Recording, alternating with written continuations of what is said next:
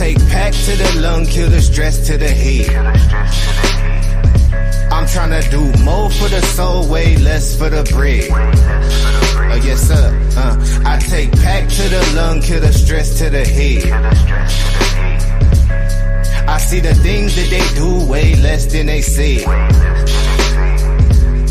Cause it's a war on the real, baby, look outside. A war on the real, baby, look out.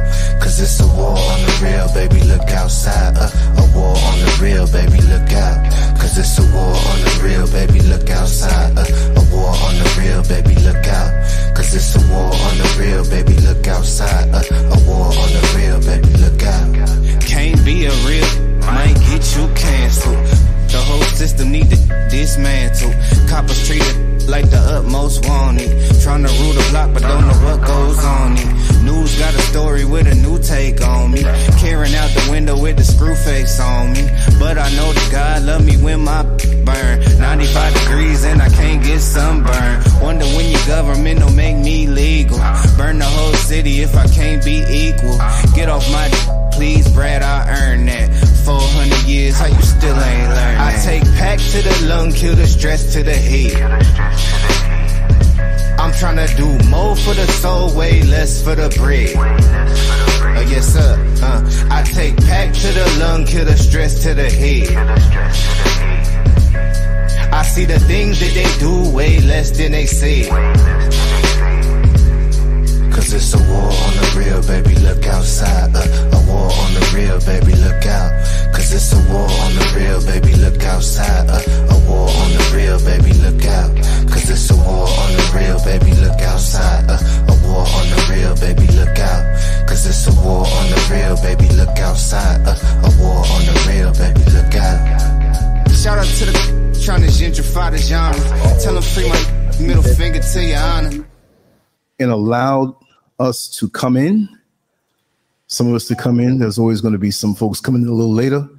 Welcome, my brother Neil Frazier, yes, aka sir. Metamorphosis, who causes people to go into a state of metamorphosis, to change for the better after you touch them with your knowledge that you've been absorbing for so many decades and personal experiences that have aided us. And here you are, like a chef of knowledge, just to present this stuff to us on a plate so we can easily eat it up and not have to go out there the hard way and get it. And so for that, I thank you so much. I see Master Glam, and I was listening to your voicemail, and I'll continue to do so, Master Glam. Patrick Gilbert is in the house, and I know everybody else is going to come. We got 15 people so far. I know that number is going to go up. And like I said, I'm looking forward to this. Let me just allow this banner to be clear so they can see your email address at the bottom, which has all of your contact information in the Academy of Netter LLC, Neil Frazier. So that's going to be a constant right there so they can reach out to you. Yes. Thank you. Thank you, Brother Lance. You know, I feel like I'm getting ready to compete for a title fight after that. Yeah. You know, you just have that let's get ready to rumble voice. There you go. There you go. Let's get ready to rumble.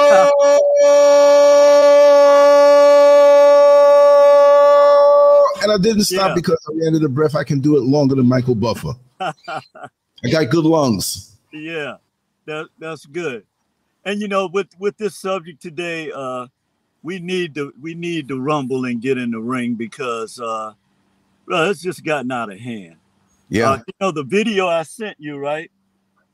Mm-hmm. I was, you know, sometimes I just browse to keep up with stuff and see what's going on because, you know, the news, we know we're not getting it straight. But at least with videos, we know we're looking at real time. Right. And man, when I saw how the black kids were acting in Miami and just tearing up everything and going berserk, I was like, man, our kids are out of their minds now. Yeah. And how did we get here? And I remember sitting down and reflecting. But before I get started, I want to greet everyone in the chat room. Hope you guys have had a good week.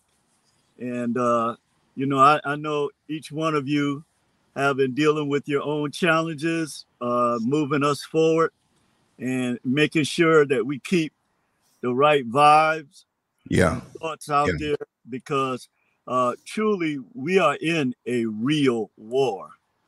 So today, you know, we're going to talk about the destruction of Black civilization all over again. We're going to talk about the different factors involved, like materialism, music, you know, everything that affects us affects the young people as well. So we want to talk about how we got to this point, and more importantly, what we're going to do about it. Yes. So I wanted to start out first. I didn't want to start out with the negative energy, although that definitely has to be a part of the equation, just by the reality. One thing, and I'm going to give you the screen, right? It's good to see you in the sunlight. Oh, okay. You look well. You look very well. Thank you, brother. Well, you're operating a high vibration, and we can see that. Yes. You live clean and you live good. And you got a good spirit, brother. I can see that. Well, thank you, brother Lance. You know, that's why we're connected, man. If it's coming from somebody like you, I take that as a high compliment. It's the truth, brother. It's the truth. If I didn't know you, I would know that you're somebody. Not that everybody's nobody, but you're a cut above, several cuts above the rest. And I'm saying that man right there, and I'm sure everybody in the chat room would agree. I see your decency. I see your integrity. I know you're about something. If I didn't know you, right? Now that I know you, it's even more so because I know. But I just wanted to say that, brother, you're vibrating high. And I'm going to give you center stage right now so you can begin to flow. But I'll be right here with you. All right. Thank you, brother Lance. Yes. So, so I sat down in the chair and I thought about it for a minute. I was like, wow, this looks almost like, well, I don't want to compare it to the January 6th debacle, but it had that same feel, like a type of wildness, an animalistic type of energy. You know, and certainly I'm not calling the kids animals. I'm just saying. We understand. It had that kind of energy, you know what I mean? And I'm like, there's something is just wrong with this. Something is totally wrong with this, because we know how when they put it out in the media, they got the worst part. They got the worst part of the clip. you know, like the police always say after they shoot one of our kids, well, you don't know what led up to this, or, you know, what happened after. But certainly when you're looking at it real time, it has a major effect. But I want to start out by looking at who our kids really are.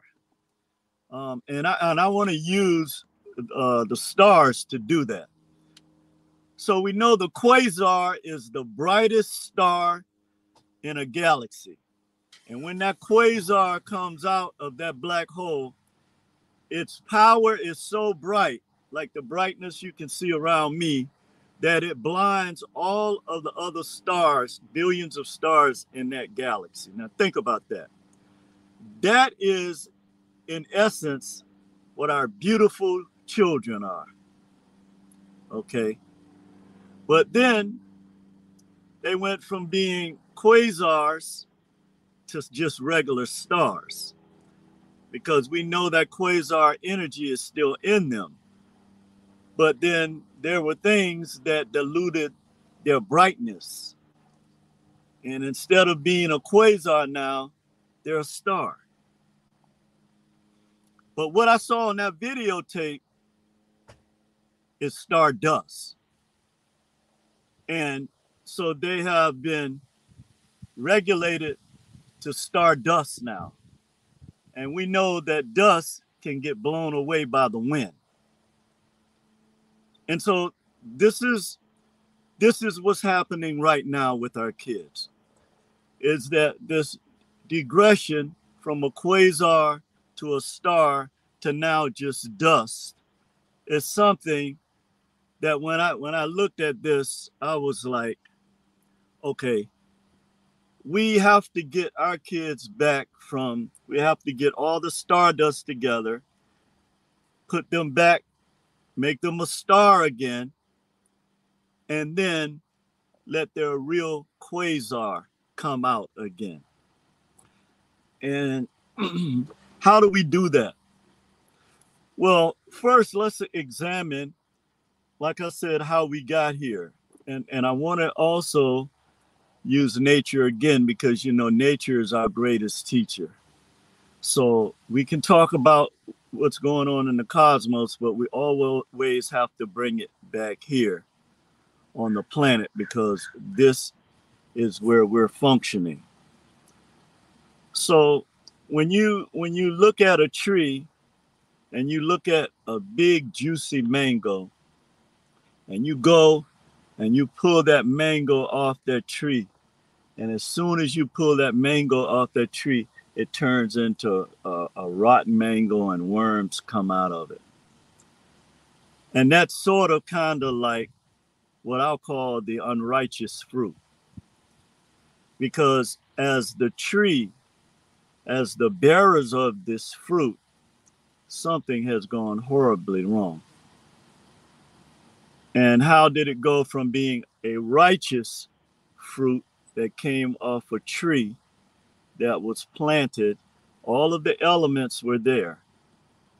This tree germinated and now have all these big, beautiful fruit. But every time you pull one of the fruits off, then they turn into worms. And this is the situation with our children. When they disengage from our tree of life, from who we are as a people, then they're subject to everything else in the universe and on the planet that comes at them to destroy their quasar. The number one way that this has been done is through music. It's poisonous. Okay, I know that our kids glorify this music, but we're the only ones that glorify trash. We glorify our garbage. Why do we do that? Okay, so we must eliminate the glorification of garbage, plain and simple. There's no other way to put it. And what is garbage? Garbage is undesirable behavior. Okay, why do our kids glorify this undesirable behavior? Why is it a honor, a badge of honor to go to prison? Why is that? So these type of, or this way of looking at life has turned into a literal circus. That every time you see one of our kids on television, on social media, it's always this huge negative energy that's being projected. But where did they learn this from? Where did this come from? Because certainly they didn't just come into the world like all of us, and then all of a sudden decided they were going to prey on the world or prey on the people who look like them. Why is it that we allow this poisonous language through music to fester in our community? Why is it that these are the questions we have to ask. Why do we glorify trash? Why? Because certainly this is part of the ramifications, excuse me, slow down. The ramifications of unrighteous seed, okay, and an unrighteous fruit. So we know that this attack on our children comes primarily through music, but it also, from that music comes the desire for material gain. And what does that mean? That means that when you do whatever you do in order to have material gain, then something is always lost. And what's lost is your ability to see your other human beings or your brothers and sisters as having more intrinsic value than the paper money that you kill each other over.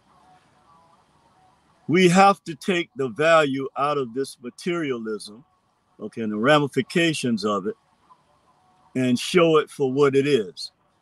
This is that fruit, that rotten fruit with the worms coming out of it. Because the materialism that our kids are spending all of their money on, that they're killing each other over, at the end of the day, will not do anything to help uplift them, help them to build their own businesses, help them to learn how to work together, and help them to see each other as allies, okay, and not, competitors.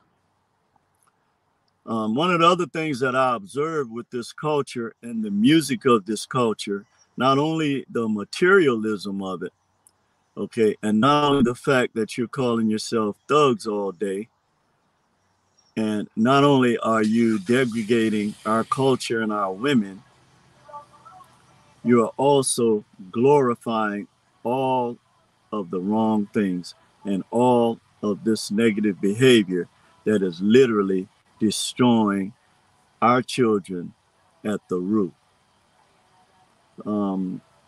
There's no, and I'm going to give a laundry list of a few things, and then we're going to talk about, again, how we got there. And more importantly, how are we going to address these issues? Because we cannot allow this culture to continue to move forward. We just cannot. It's too much of it takes too much of a toll on our community, because clearly this type of behavior is going to bring certain actions against our young people. And when these actions happen, it causes us to go into an emotional frenzy. But many times, as I looked at this video very carefully, I just couldn't wrap my head around what is fueling this behavior. What is the gratification that they're getting out of this animalistic type of energy? And every time you have to go back to the music, okay, because the music is the one that creates this emotional frenzy, okay, and this animalistic energy. Because when you say fuck this and fuck that, and bitch this and hold that, okay, when you're constantly saying these words, then you're creating energy, okay, that is going to do nothing but bring you down. And certainly by us vibrating at a low vibratory rate, with this energy, it's going to work against you more than the things that are established to hurt you. So there is no real need anymore for the institutions, although they are still doing and committing the same crimes against our people. But now they don't have to do it, because they have a whole generation of people that, as a result of what has been done, and no, we're not going to play the victim role here, we're just pointing out truth, that there is something that's missing here, okay, that we need to restore, okay, because you cannot be the primordial seed of the planet, the guardians of the universe, the ones who have been given an open pineal gland, and the ability to affect the sun, moon, and the stars, that has the ability to do things that no one else can do. But this energy now is going haywire in the opposite direction because it is unleashed, okay, as a result of this unrighteous fruit and this unnatural seed that basically uploads all of the, I was going to say most, but all of the negative things that are put inside young people to thrive for is garbage. Okay. We don't see them, like I mentioned in the last video, we don't see them saying that you should aspire to be someone like Benjamin Banneker. Okay. We don't see that. Okay. We see them holding up people who have that they have always used in our culture for us to give intrinsic value to, that does nothing but tear us down. Okay, so the first thing that happens when you go to seek treatment for any type of mental health issue is they have to know, first of all, if you have a history of mental illness. Is there someone in your family that has a history of mental illness? And more importantly, have you ever taken any psychotropic medication that is now causing you to act in this way? And I was talking to a pharmacist last night, and she was saying how many of the kids are still on Ritalin. Okay. And so, you know, I thought this was something that died out a long, long time ago. Okay. When I was in that system, but apparently it has not. In fact, it has increased. So one of the things that's causing this behavior is the type of drugs that our kids are exposed to. We don't know what's in these drugs. Apparently, it's something that makes you lose your mind because we don't have rational thinking amongst our young people anymore. I mean, I'm just talking basic rational X's and O's. Okay, they don't have problem-solving skills. Okay, everything is based from a mode of anger. And why is that? All of these things exist amongst our young people where it's very difficult to even talk to them without them getting emotionally, you know, unhinged. Okay, so in a sense, you see this fear that society has. It's a legitimate fear because some of our young people can inflict serious pain on not just on each other, but on people in general. And we can't live like this, okay? One of the reasons why this is continually going on is because we're not speaking out against it, you know? And I'm talking about the Black culture, okay? We, as a Black think tank, we have to constantly look at the issues that are destroying our community.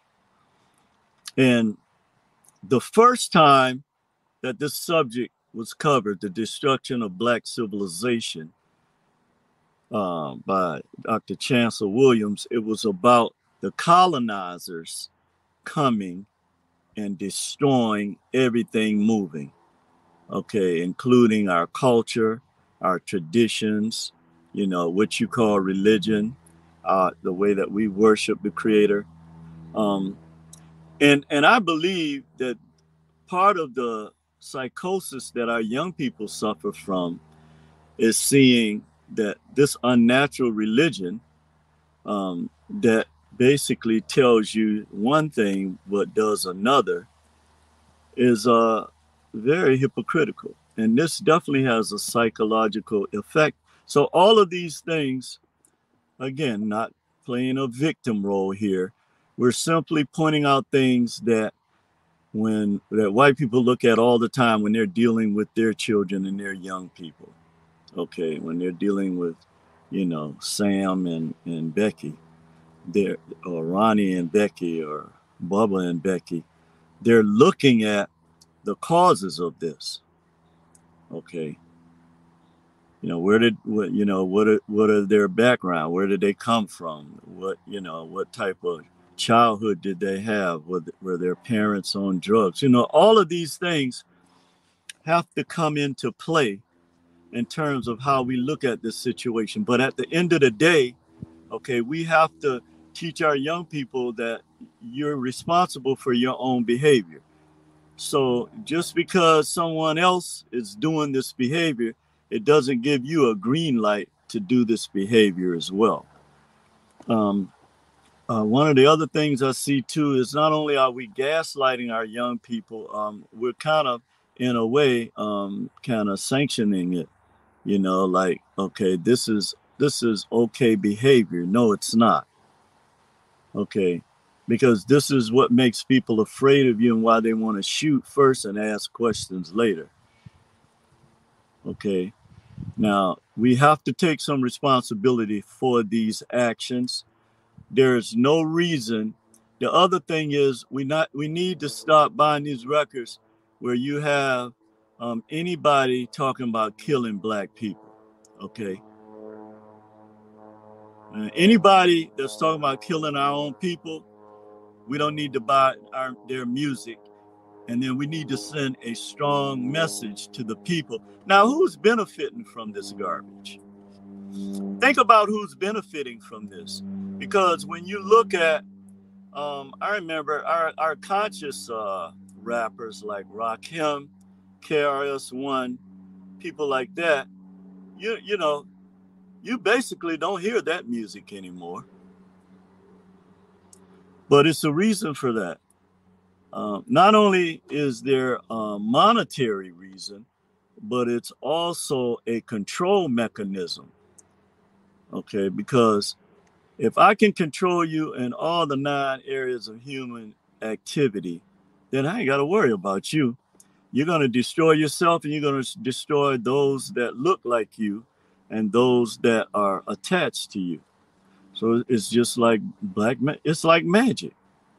I put you under a spell, and until I clap my hands or snap my fingers, you're always going to be in that spell.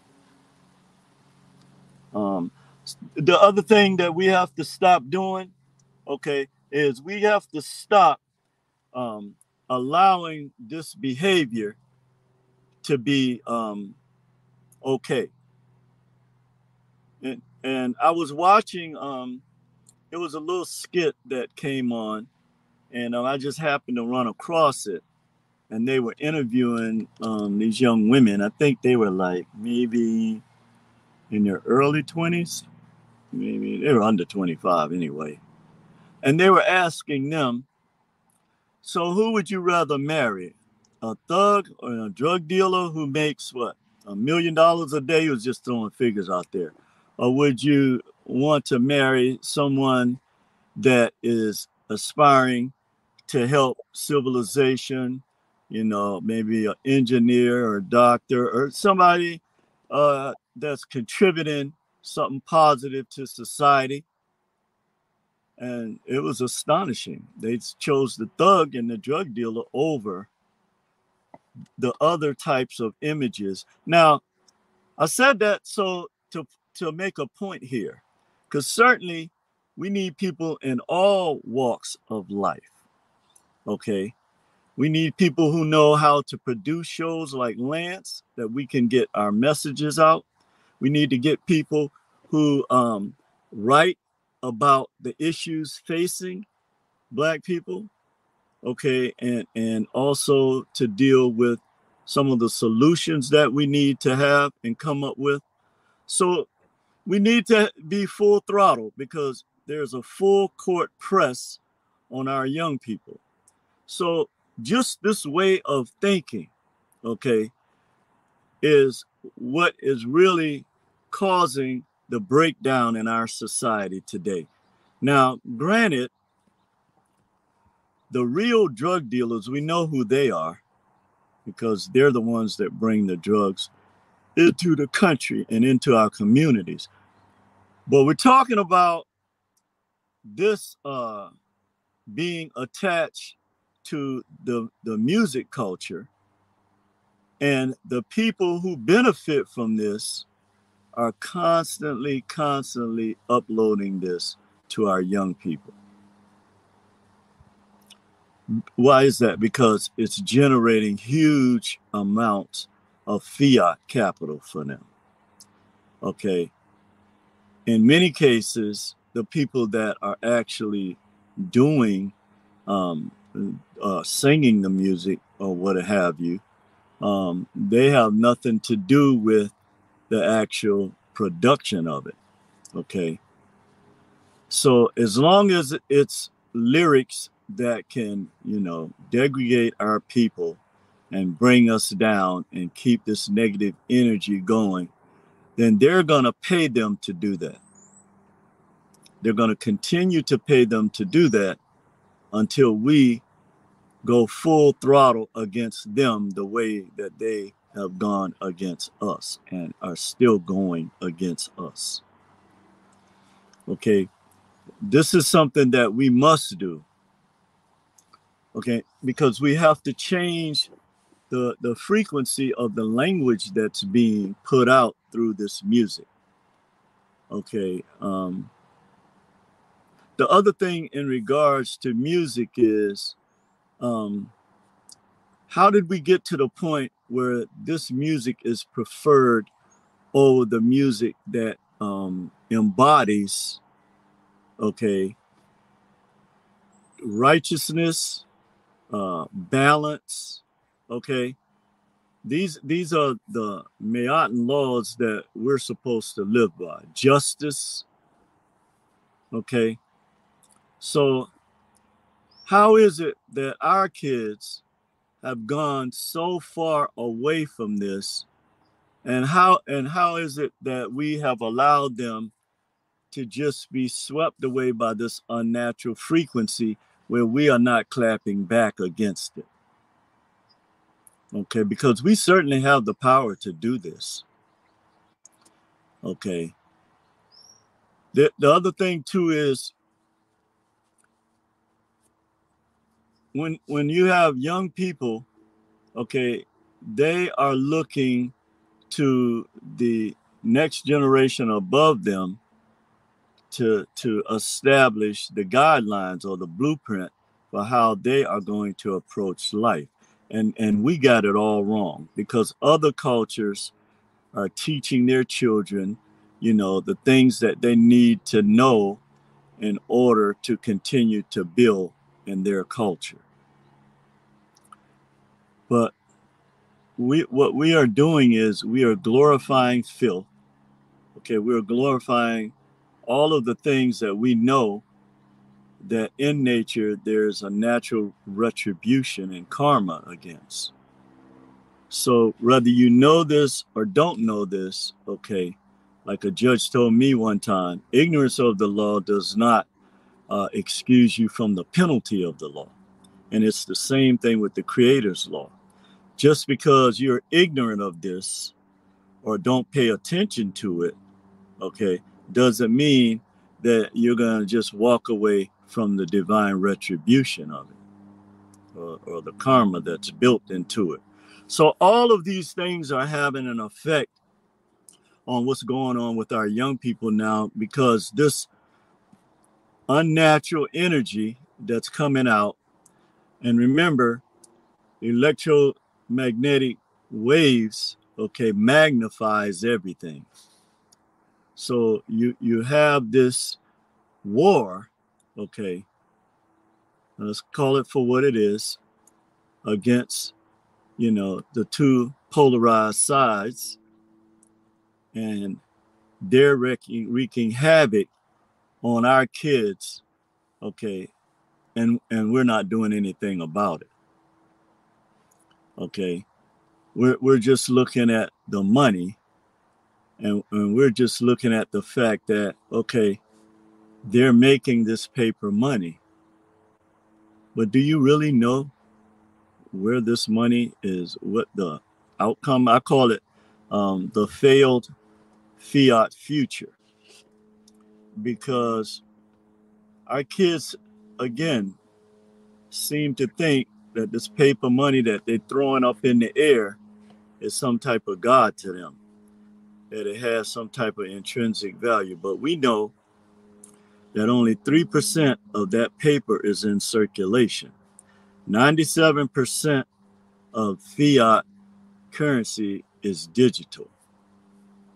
And this is what our kids, so this is their plan, okay, to damage and mess up their credit, to damage and mess up their legal standing, so that they will have obstacles to things that they need to have in order to survive in this capitalistic culture, or this communist manifesto culture. I don't care what you want to call it. That's what it is. Okay, so if you're not a part of the capitalistic class, then you're part of the labor class. Now, that labor can be something that you create, okay? But the majority of people still have the same fundamental, or black people still have the same fundamental relationship with white people that our ancestors had for all these centuries on the plantation and after the plantation, is that we are still dependent on the oppressor to provide everything for us. And we're not teaching our children that you are responsible for building your own future with other children that look like you. So if they have them fighting over this fiat, they're not going to be thinking about building. They're going to be thinking about how much money that nigga over there got that I want. So all of these things come as a result of the unnatural fruit and the unnatural seed.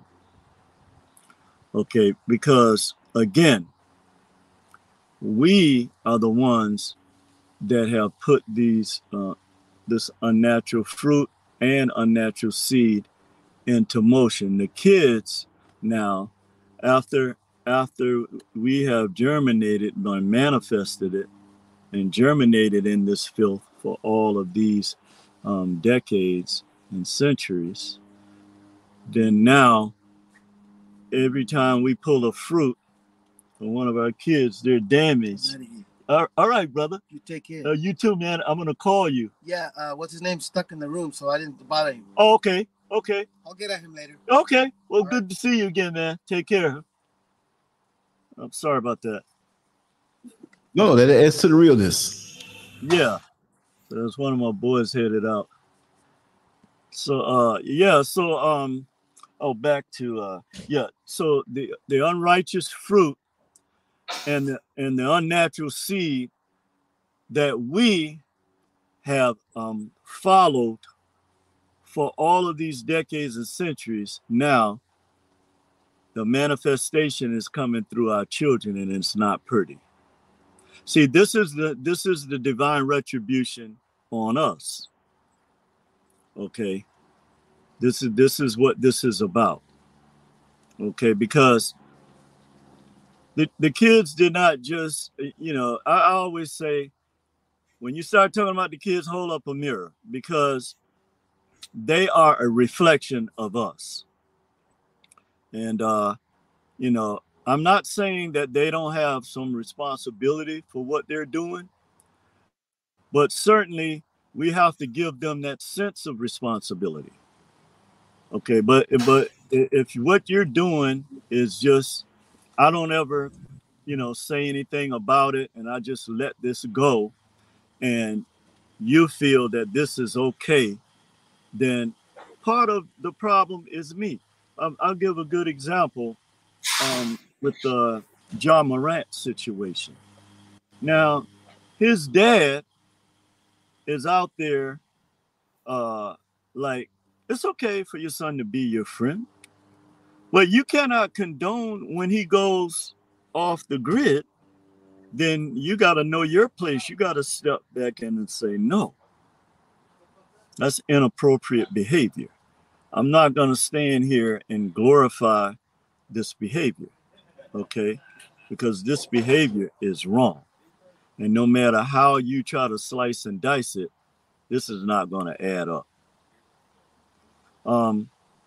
So again, now that all of this unnatural frequency has manifested and it's out here, we have to deal with it. We can't just turn a blind eye to it, because the way that they're thinking now, even in terms of how they're thinking, they see other black kids as opponents. It could be, and it's all kind of stuff. It could be different colors. It could be different. Now, we don't own any of these cities, okay? But where you from, man? So that means that if another young person or anybody is from another, and see, other people don't have these problems. White people work with other white people all over the world. Asian people work with other Asian people all over the world. Latino people work with Latino people all over the world. Indian people work with their kids work with each other all over the world. So why our kids don't? We have to ask ourselves, what created this? How is it that our kids, now I'm not saying kids from other cultures don't beef with each other. I'm not saying that. But for the most part, they're unified, okay, against you. But why is it that our kids are fighting against each other?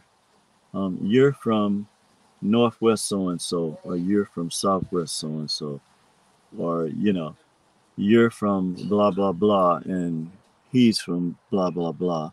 So we got a problem building. No, this is ignorant.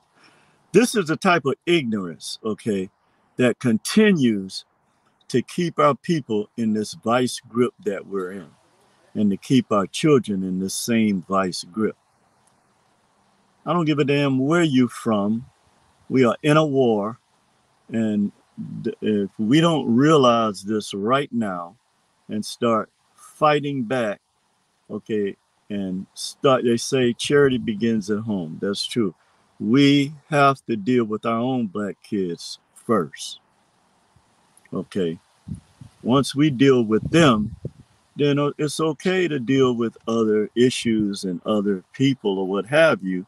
But I think one of the things we don't recognize is that all of this energy has been established, okay, to fuel their prisons, okay, to keep our kids in this feminine frequency, all right, to make our kids hate each other, nigga this and nigga that, okay, to make our kids degrade our women, bitches and hoes. Okay, all of this energy has been established, okay, to keep you in a lockdown mode, psychologically, physically, and spiritually. So until we attack this first, I don't see very much change in terms of growth from this particular environment that we have created now. Okay, so when we talk about the destruction of black civilization now, we're talking about our own seeds now.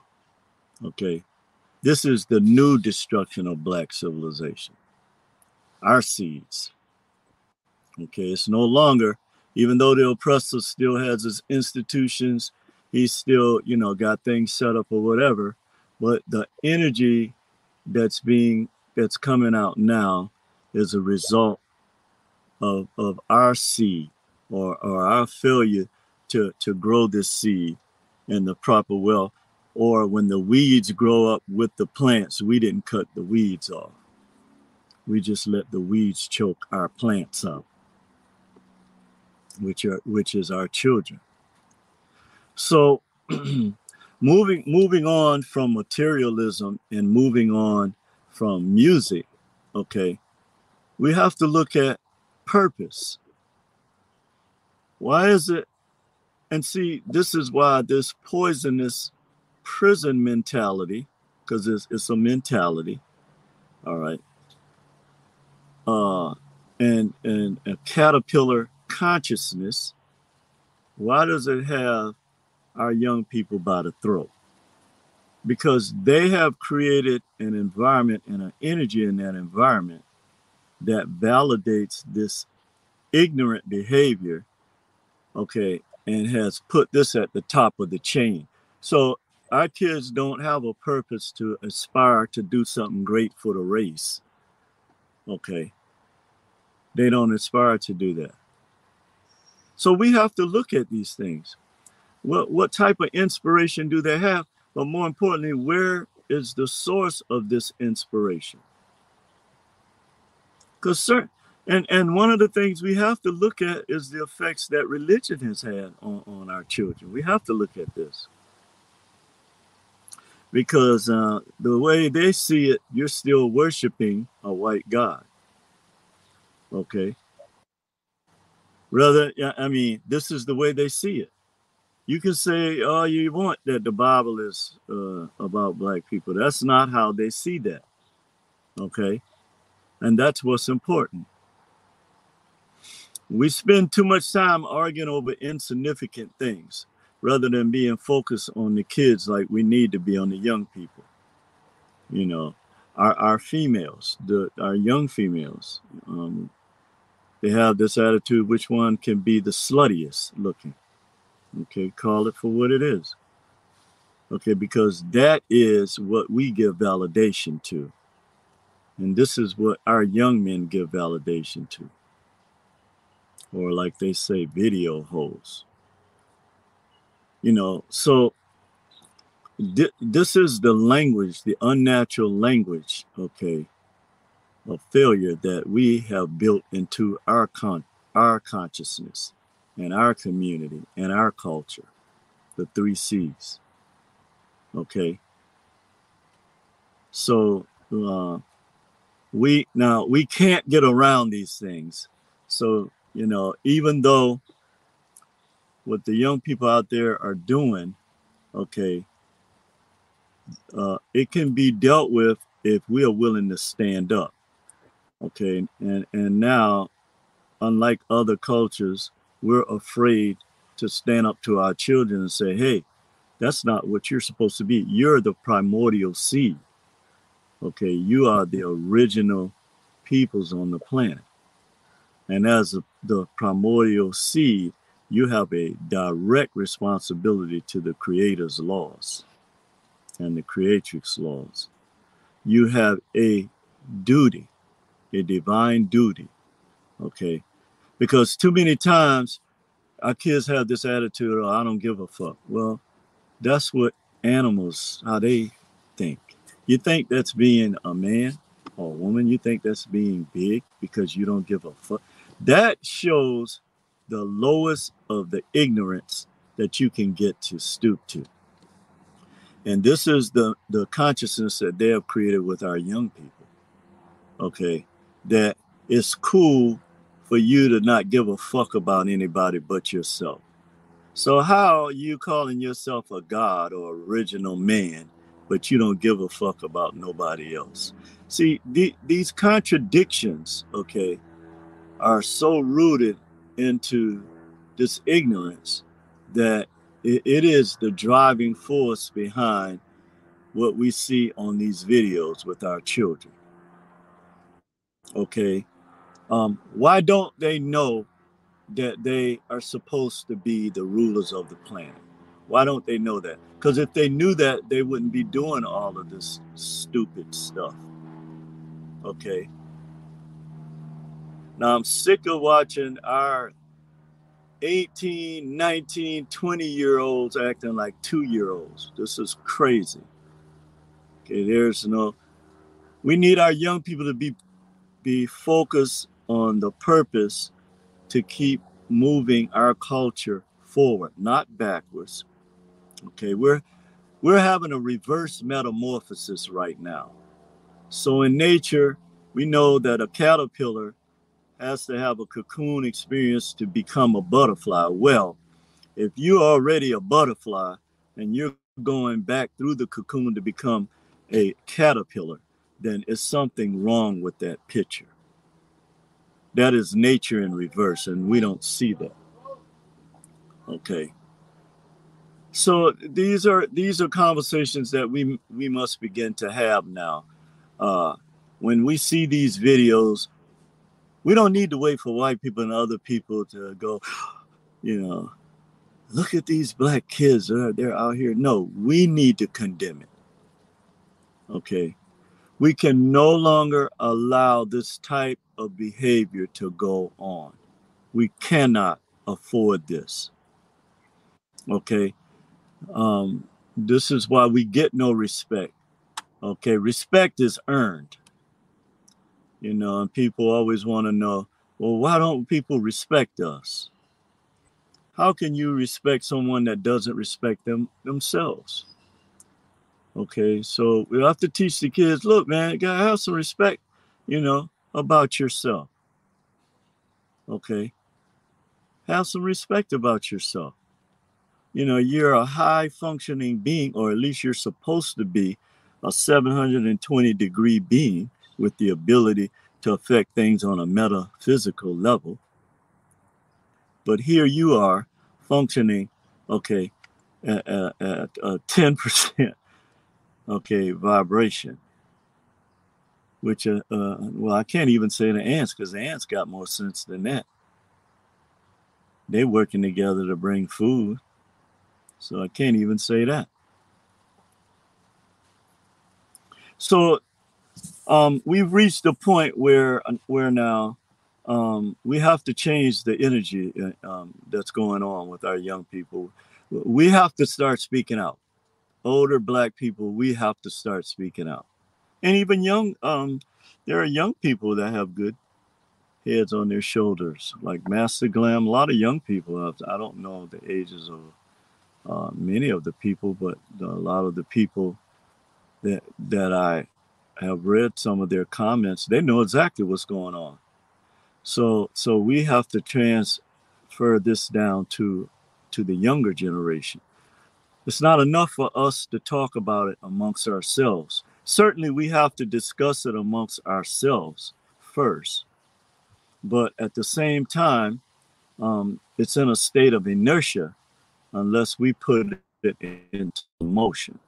Okay, and we know this from the law of thermodynamics. If we don't put nothing into motion, ain't nothing gonna happen.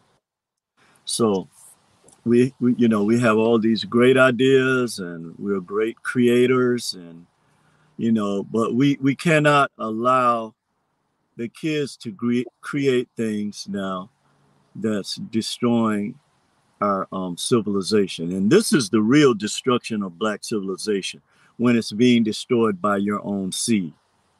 Okay, we know who the oppressor is. We know how they have destroyed our cities, our states, our countries. We know this and how. But now it's our own seed that's doing this. This is why major corporations don't come to where we live.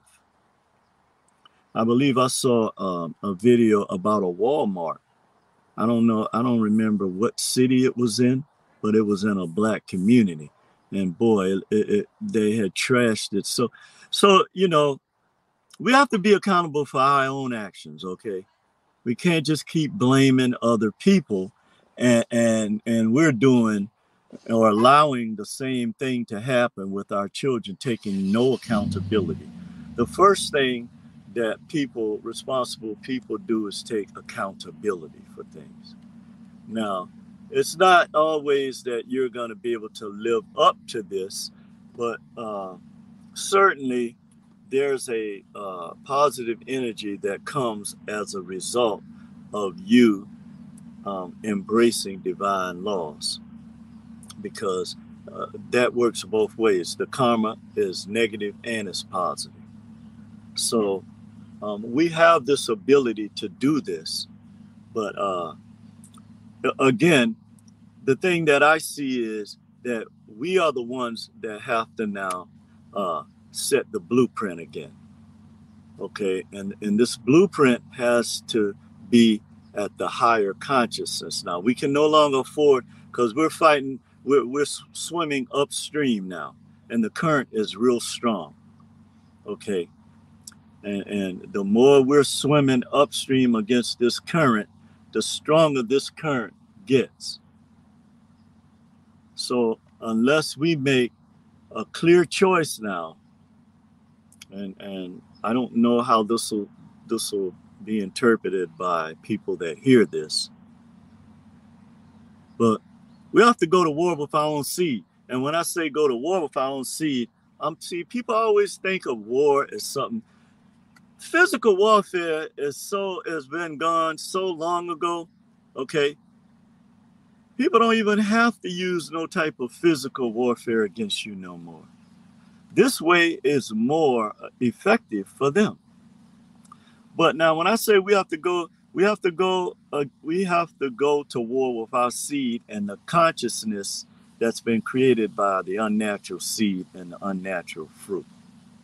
Okay, we have to do this. Nobody else has the power to do this, because their reaction to our young people is going to be just like it is now. Okay, and in reality, they are not responsible for their consciousness. We are. But the things that we validate, okay, and I'm talking to black folks now, the things that we validate is what gives them this signal that it's okay for them to act a fool. Okay. And then when the police shoot one of them, then we mad at the police. Okay, this, no. Okay, the police shouldn't be shooting them. But what I'm saying is that if someone is afraid of you already, okay, and you're being aggressive towards them, and I'm not just talking about the police, I'm talking about people in general. This is human nature, the fight or flight syndrome. If someone is being aggressive towards you, then it's natural for you to clap back. So what I see with our young people is they don't think about the consequences of something until after. I think I was talking to you about this, Lance, the other day, about being in crisis mode. They learned that from us. We react to things in a crisis mode, and you can't control a crisis. Okay, this is why it's always so much chaos in our communities, because of our consciousness. If we would get on what I call a conscious code, then it'll be easier to get the young people on the conscious code, because they'll want to identify. See, this is the other thing too, from a psychological perspective, is that the kids don't want to identify with what they see as failure. Nobody wants to. The kids want to have pride. You can't blame them. So when they associate with things that we associate with, okay, and they don't see us getting along or trying to help each other or trying to build, then they pick up this same energy. And this is why I call out this hypocritical scripture, love your neighbor as yourself. We don't do that. Okay, black people are the most religious people, but we don't do that. The golden rule, the so-called golden rule. Okay, and this is supposed to be the foundation of your faith, but yet you don't live this. So all of these things causes a psychological schism in our children. Okay, all of these things cause this. I guess everybody headed out. So it's a thing where now the kids have to understand, like, okay, you are responsible for your behavior. You can no longer do this. And if you do it, I'm not going to support you. I'm going to withdraw. See, and this is what makes it difficult for us, because we know our kids like us are facing, you know, this trauma-driven situation, this full court press, as I like to call it. So, you know, we give them a pass sometimes because we know every time they walk out of that door, they're going to get some kind of pain, whether it's psychological, spiritual, or physical. But now it's not enough to just, you know, go along with that because we know that they're dealing with this. We have to have adult conversations with our kids or with our young people, because many of them are not having adult conversations with themselves.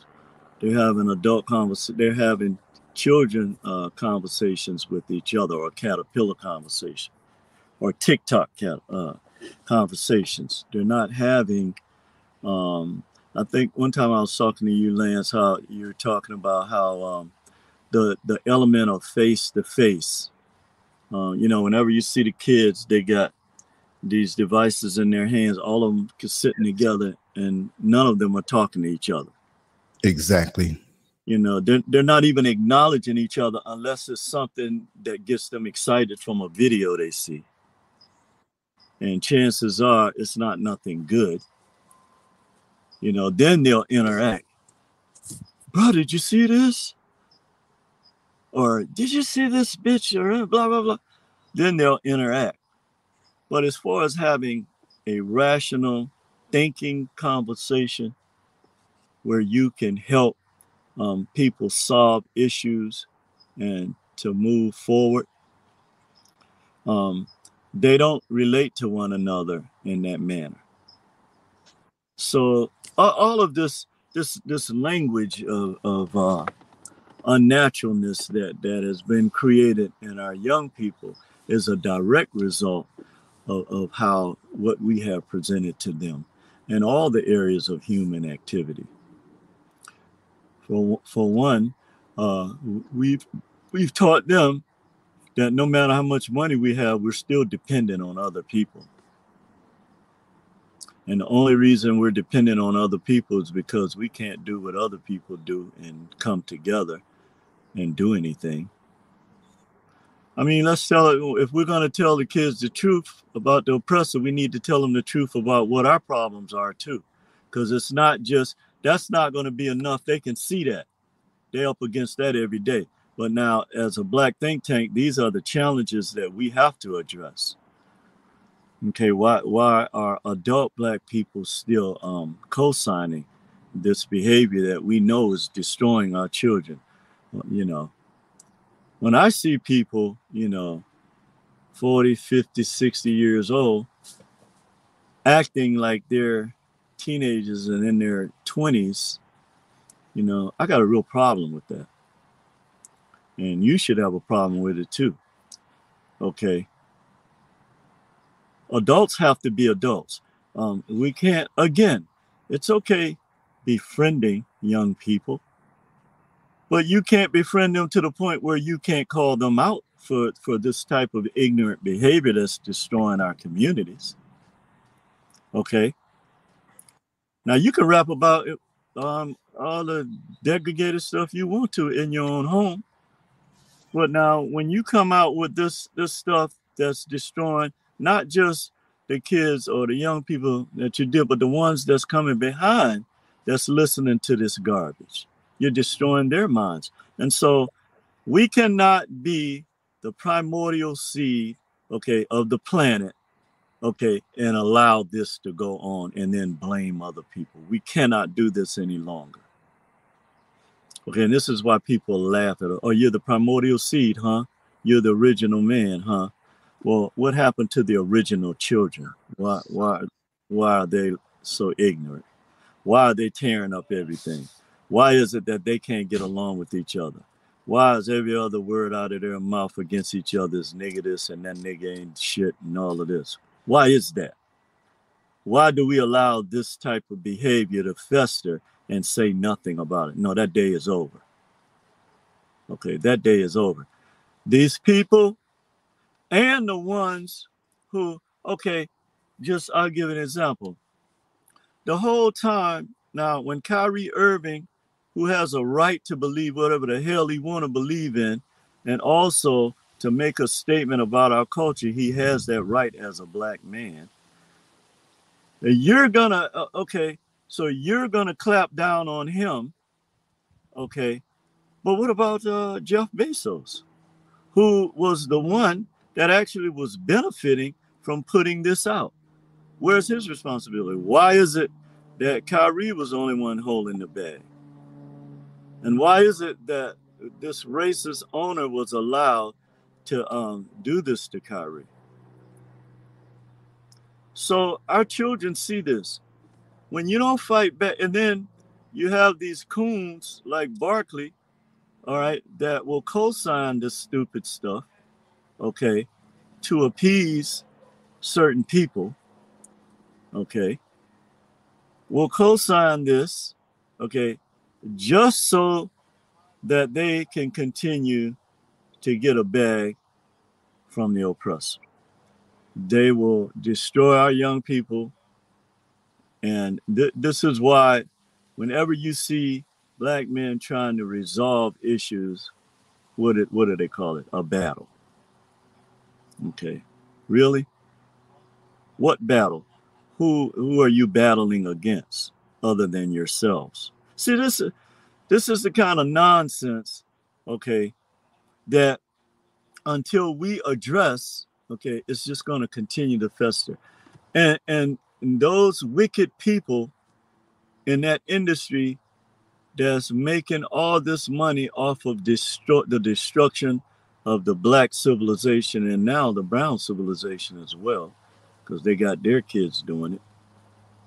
But it's something different in regards to how that's being filtered. Okay, so with our kids on an individual basis, you still got them. Okay, and if these guys could come together, okay, just on basic stuff, it could change a whole lot. But it benefits the evil, wicked people that run that industry to keep them at each other's throats and to keep spewing that garbage and that trash all over the place. Call it for what it is. It's just trash. It has no intrinsic value in terms of upbuilding or uplifting our people. It doesn't talk about solving differences. It reminds me of these crazy people who go to, it's like maybe 100 different churches in the city, but yet none of the churches can get along. But yet you're saying you're worshiping the same God. This is the type of schizophrenia that we see in our people and also in our children. So, you know, at the end of the day, okay, I'm calling on black people to rise up now and take our rightful position, okay? And that has to start and begin with us first. We have to weed out the bad apples. You have to, okay? When have you ever seen a dead anything still live amongst the people? They either bury them, they bury them, okay? Neil, come on. There we go.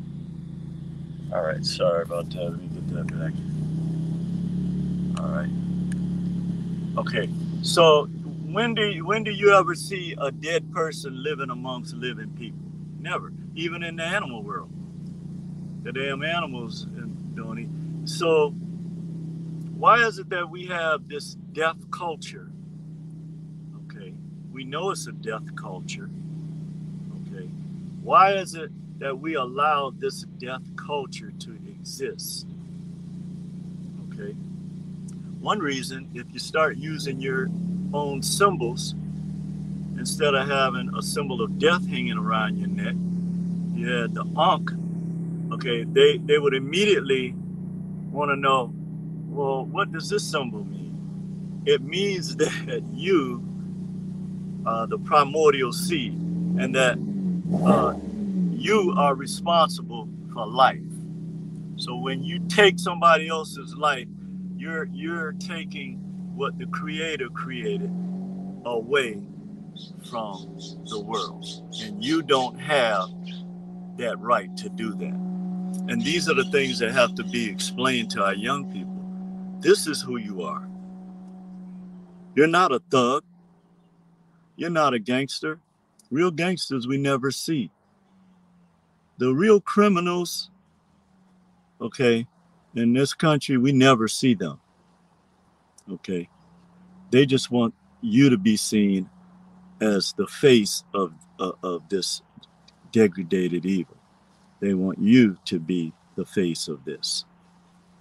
Okay, and as long as you're the face of this, okay, then, you know, everything is copacetic, as they used to say. So we have to begin now to change the language and the symbols that we're using, because if the young people had this before them, okay, and that's why, you know, we can talk about the great accomplishments of our ancestors all we want, but the way it works is, if you're not seeing something in action, in motion, then chances are you're not going to give any energy to that. And this is why our young people don't give energy to anything that we say, okay? Because they look at what we do, and they look at the relationship that we have with other people, and they look at the fact that we have grown people, Black people, that cannot even, as I said before, come together, you know, and work something out, you know. So this causes a schism for them. Now, what is the source of all the anger we see in our young people? What is the source of this? Okay. There's a lot of different things out there, theories out there, you know, but primarily this anger comes, I believe, okay, from not being able to go to their own with problems. So imagine any problem you have, you can't go to people that look like you to get help. That in itself, you look at any animal or insect in nature, do you see a cat going to a dog to get cat food? Or do you see a bear going to a leopard to try? No, you don't. Okay? There's a reason for this. So when you see other Black people, that you know that when you go to see them, it's only going to be more anguish and pain and psychological pain, then this in itself causes a problem. So when I see other Black people, I look at them as a threat rather than, you know, someone that I can embrace to help us move forward. And all of this is at the root of this anger. And then it's misplaced anger, where you're angry at other people for no reason, because of the dynamic that exists with you not being able to talk to other Black people and solve problems together. Oh, that nigga, you know what's wrong with him? Yeah. Most of the time it's about money. And rather than trying to figure out, well, let's see how we can work together and solve this issue where it's beneficial for both of us. You have been taught that you get the whole pie and nobody else get any slices. See, this has hurt you more than it has hurt any other demographic. Okay, it has hurt the black man and woman and child more than any other demographic. Okay, because we, more than anybody else, need the support from one another that we don't get. And I believe this is at the root cause of a lot of the anger that our kids have. They're angry because they can't talk to you. They're angry because there's nothing you can do for them. Okay, they're angry because someone has put them, okay, in the last pole slot. Okay, you got 100 yards to go, and everybody else is 20 yards away from the finish line, and you're 100 yards away because that's where you was put at. And then the reason why they got to where they are, where they're only 20 feet away, is because they run in a relay. They passing the baton to each leg, where you're holding on to the batons in your hand. You got all four of the batons. So, oh yeah, I'm successful. I did this on my own. Really? What did you do on your own? How is it benefiting not just you, but other people? This is the mistake. We have to learn to pass the baton, okay? Because contrary to what you believe, there are always other people that know things that you don't know, okay? And this is where we get this head nigga in charge syndrome, where, you know, rather than all of us being on equal level in terms of bringing, the way it's supposed to work is we all have separate gifts to bring to each other. And then we use those gifts to help build each other, okay? Like Lance does with us, you know, giving us airtime, putting us, you know, in different places where, you know, what we're doing and our purpose can benefit all of us. Because this is the type of blueprint that we need, okay? You're not pulling yourself up by your bootstraps because you ain't got no boots. And then if you do find some, you can't fit the boots. So let's stop playing. See, we live too much in a fantasy world, in a hocus pocus world. And the kids, you know, they try to create this world too. And, you know, I get it. You know, nobody wants to live with pain and anguish every day. I get that. We are in a pressure cooker. But we have each other as a release. And if we don't use each other as a release, then, you know, it's like a pressure cooker just keeps, you know, cooking and cooking until it just gets to a point where it just bursts. It's combustible. And that's what happens with our people. You know, our kids get to a point where everything is building up. They don't have no releases, okay, because they can't talk to you. Because every time they talk to you, you're going to find some way to put them down, okay? Even if they make a mistake, okay, you have to look at the mistake for what it is, okay? If it's an honest mistake, if it's a choice, whatever it is, we have to be upfront with them about this, okay? So you being friends with young people that you know that are doing things that are, you know, against our best interests is not helping our culture grow in any way at all. The other thing that's really, when I look at the young people, is they have this need, and social media has created this too. Well, they got to be seen. They have to be, and if you notice the behavior, like sometimes you'll see our young people and they're blasting music real loud, you know, or they're doing something to draw attention to themselves, or they're doing some type of behavior, okay, that's gonna make people look at them, and they're looking at the attention. Okay? They're not looking at what this attention brings, what's gonna be the outcome and consequences of this attention and this behavior.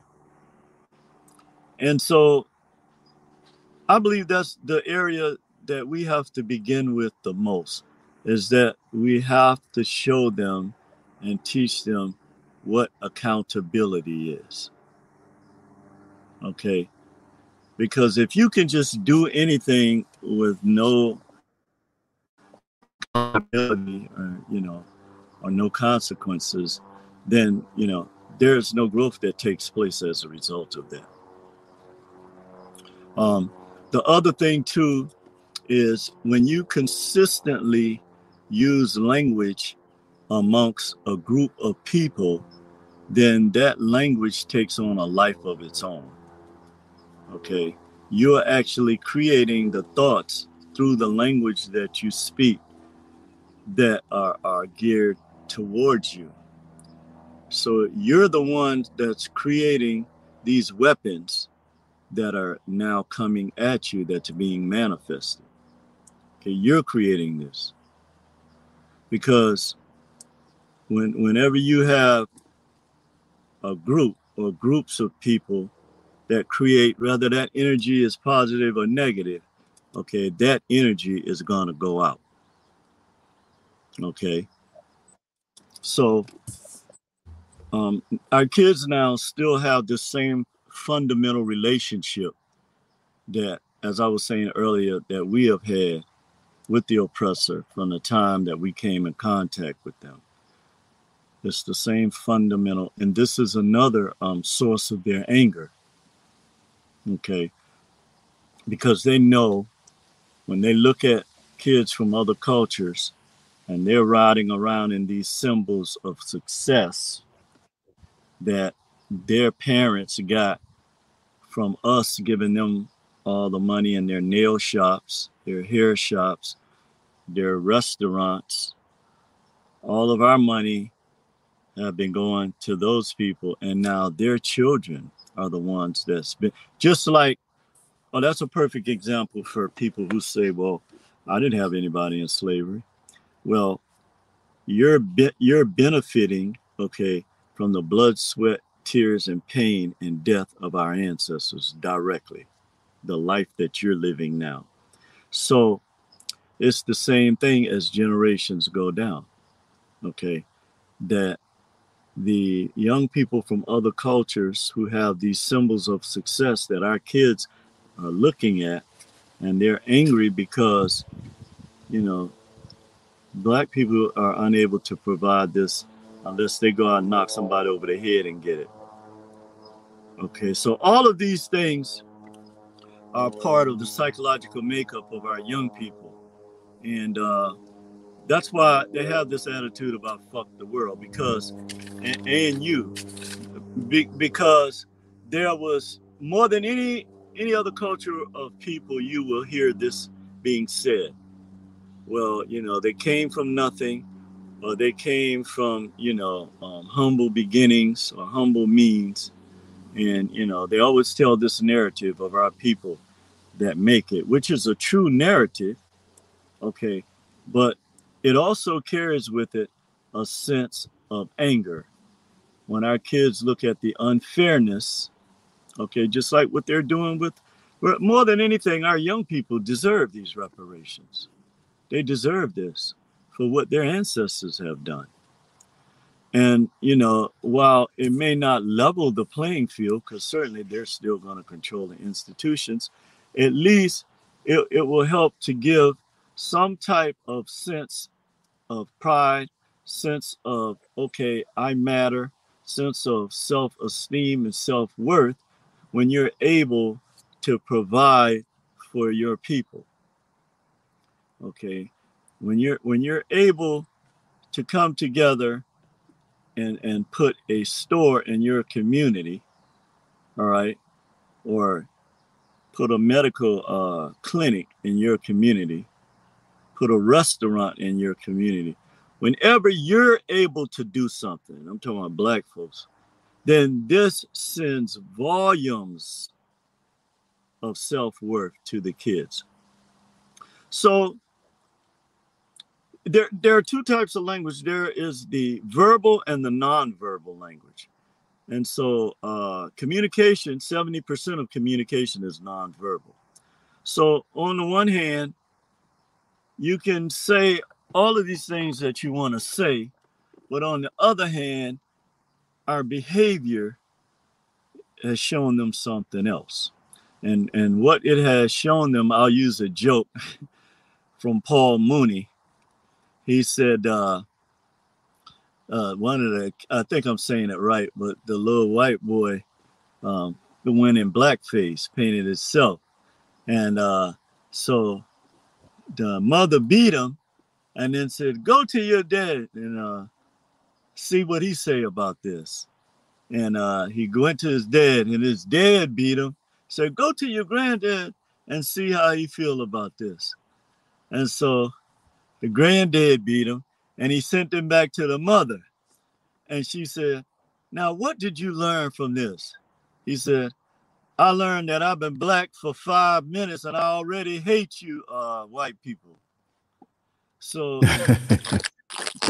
this is the type of psychosis that our kids are dealing with. Okay, they know that the system hates them, but then when you magnify this through your behavior or your lack of behavior in a positive way towards each other, then this sends volumes of signals to them. Okay, when they don't see, the only people they ever see sitting down together to come up with people is when people are sitting in church. Okay, that's the only time they see black folks gather together to talk about anything. And most of the time they're not talking. The preacher doing all, the pastor doing all the talk.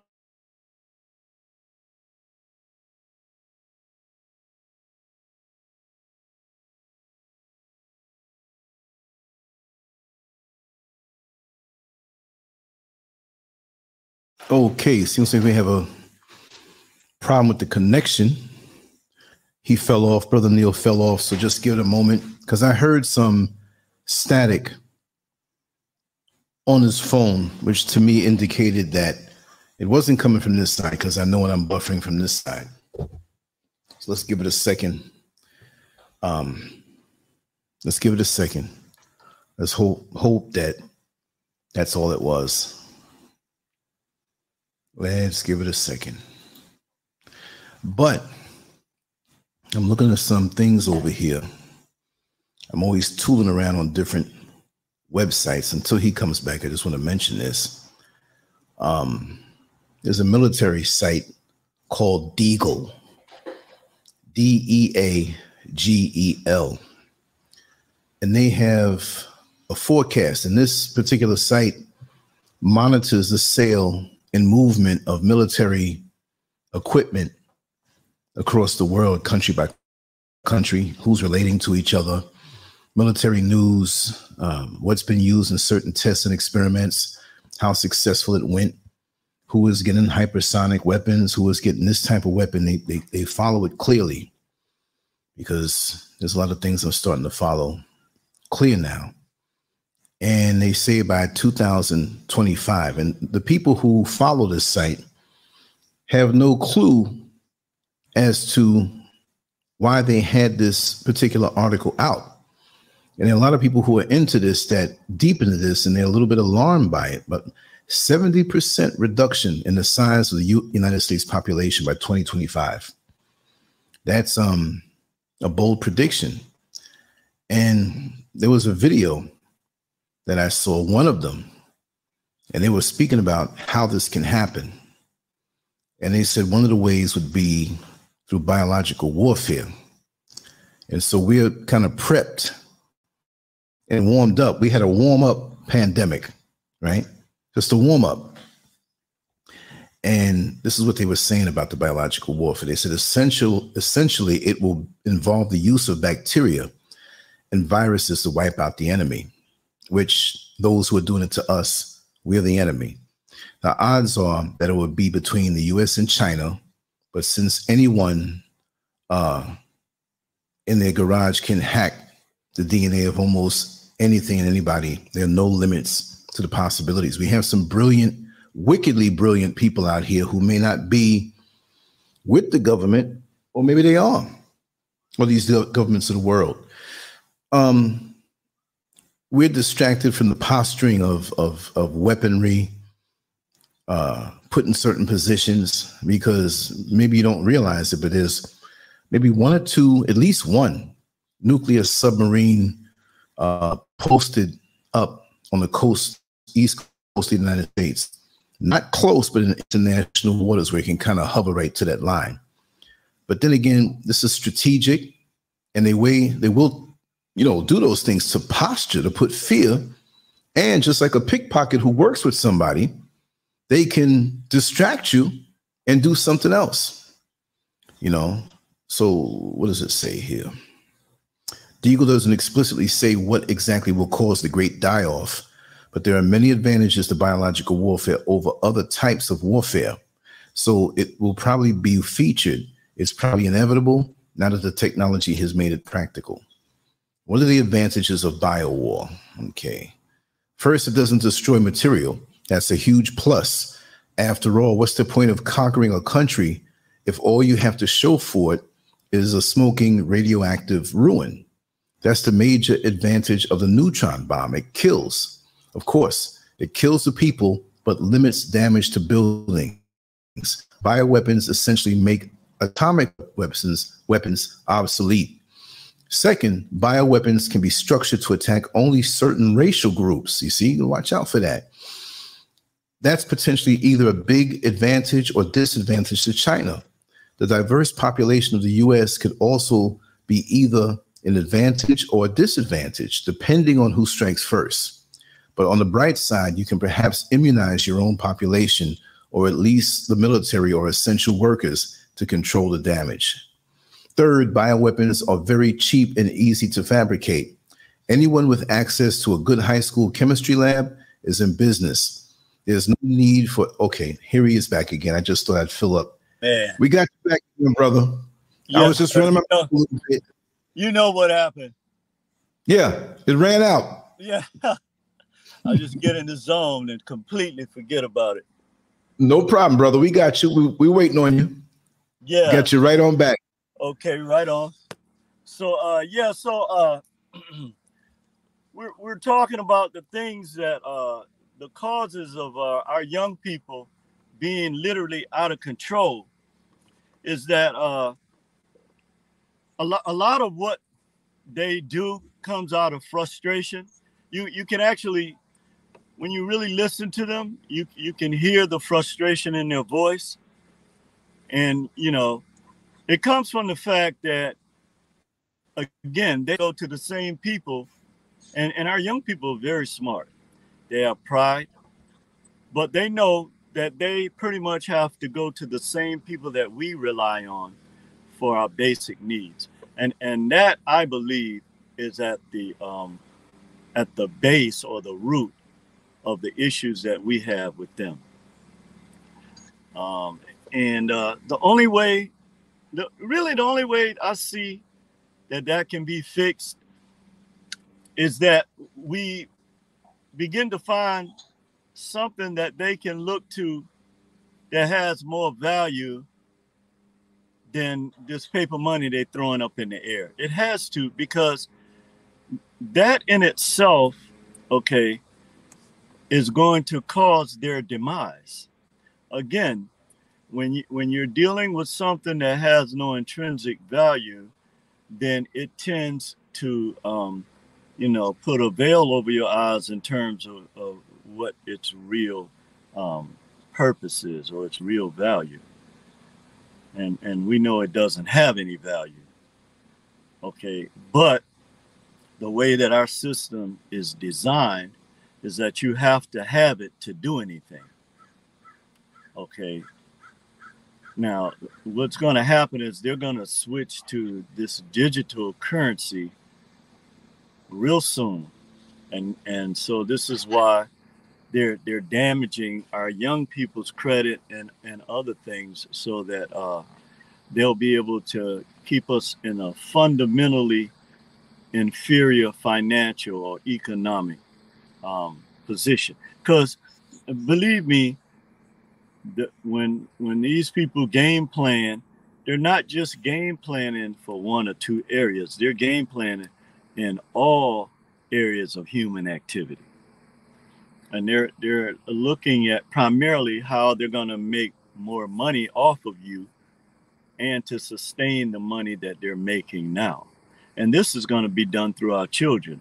Now, the thing that I'm really concerned about is, you know, when you're hungry and when you don't have no place to live, or not just that, but when you want fame and fortune, and when you'll do anything to have that, you'll destroy anybody then you're in deep water. We're in deep water here. And this is the position a lot of our kids are in. A lot of them look at it as like, okay, I have to do something outrageous in order to get noticed and in order to get a bag. So this is how they can move them into these evil areas, like in music, in fashion. When I say evil areas, in terms of them creating that negative energy. Okay, so they can move them in all of these areas, okay, and pay them to do this as long as they continue to talk about killing other black people, you know, nigger this, nigger that, you know, and will do anything, kill their own mama to get money, then we're in a bad situation. And this is what we're facing now. We're facing this situation where the only thing that matters to the young people is this fiat currency. That's the only thing that matters to them. So, and then on top of that, the ways in which we have access to this fiat currency, the way that it's set up is to criminalize our communities and black folks, because now we don't, many of us don't have access to even commit white collar crime. If you want to stop the type of behaviors that you're seeing with our young people doing anything to get money, then you have to change the dynamics. That's the only way it's going to change. If we had more of our young people being stirred in the right direction in terms of what they can help build for their community, that should be their focus, and working with other young people. So too many of them, this is their only lifestyle, this degraded, poisonous music, and then the lifestyle that goes with it. This consumes them 24/7. Okay, and if they don't have a mission in life or a purpose in life, then we know that they're going to be sucked in by all of these other desires out here, all of these other things that they think that they need that they actually don't need. Okay, so the point I was trying to make with children from other cultures and how now they have a foundation because we have supported their parents and grandparents, and they're, you know, they started out with little nickel and dime shops. Now they own 5 restaurants and 5 beauty salons and nail salons. So we and the Arabs and Indian stores that are in our communities, now they can open other stores because we have supported them. And then we have to ask the question is, why do our kids want to destroy things that we build? Why is that? See, this type of self-hatred goes really deep. Okay, it goes really deep. Because we have this thing in our mind where we don't want that nigga to have what I have, and I'm going to stop him at any cost. Rather than if I build with it, we both eat, our families eat, and our friends eat too. But they have you in a constant, they have our young people now, like they have us in a constant battle with each other. Just constant. Okay, for stuff that don't even matter, don't even make sense. And so this is what I see. The issue I see with our young people is that every time they look, they see a big ass mountain in front of them. Every time they look up. But that mountain, we help to construct that mountain, is the point I'm trying to make. Okay.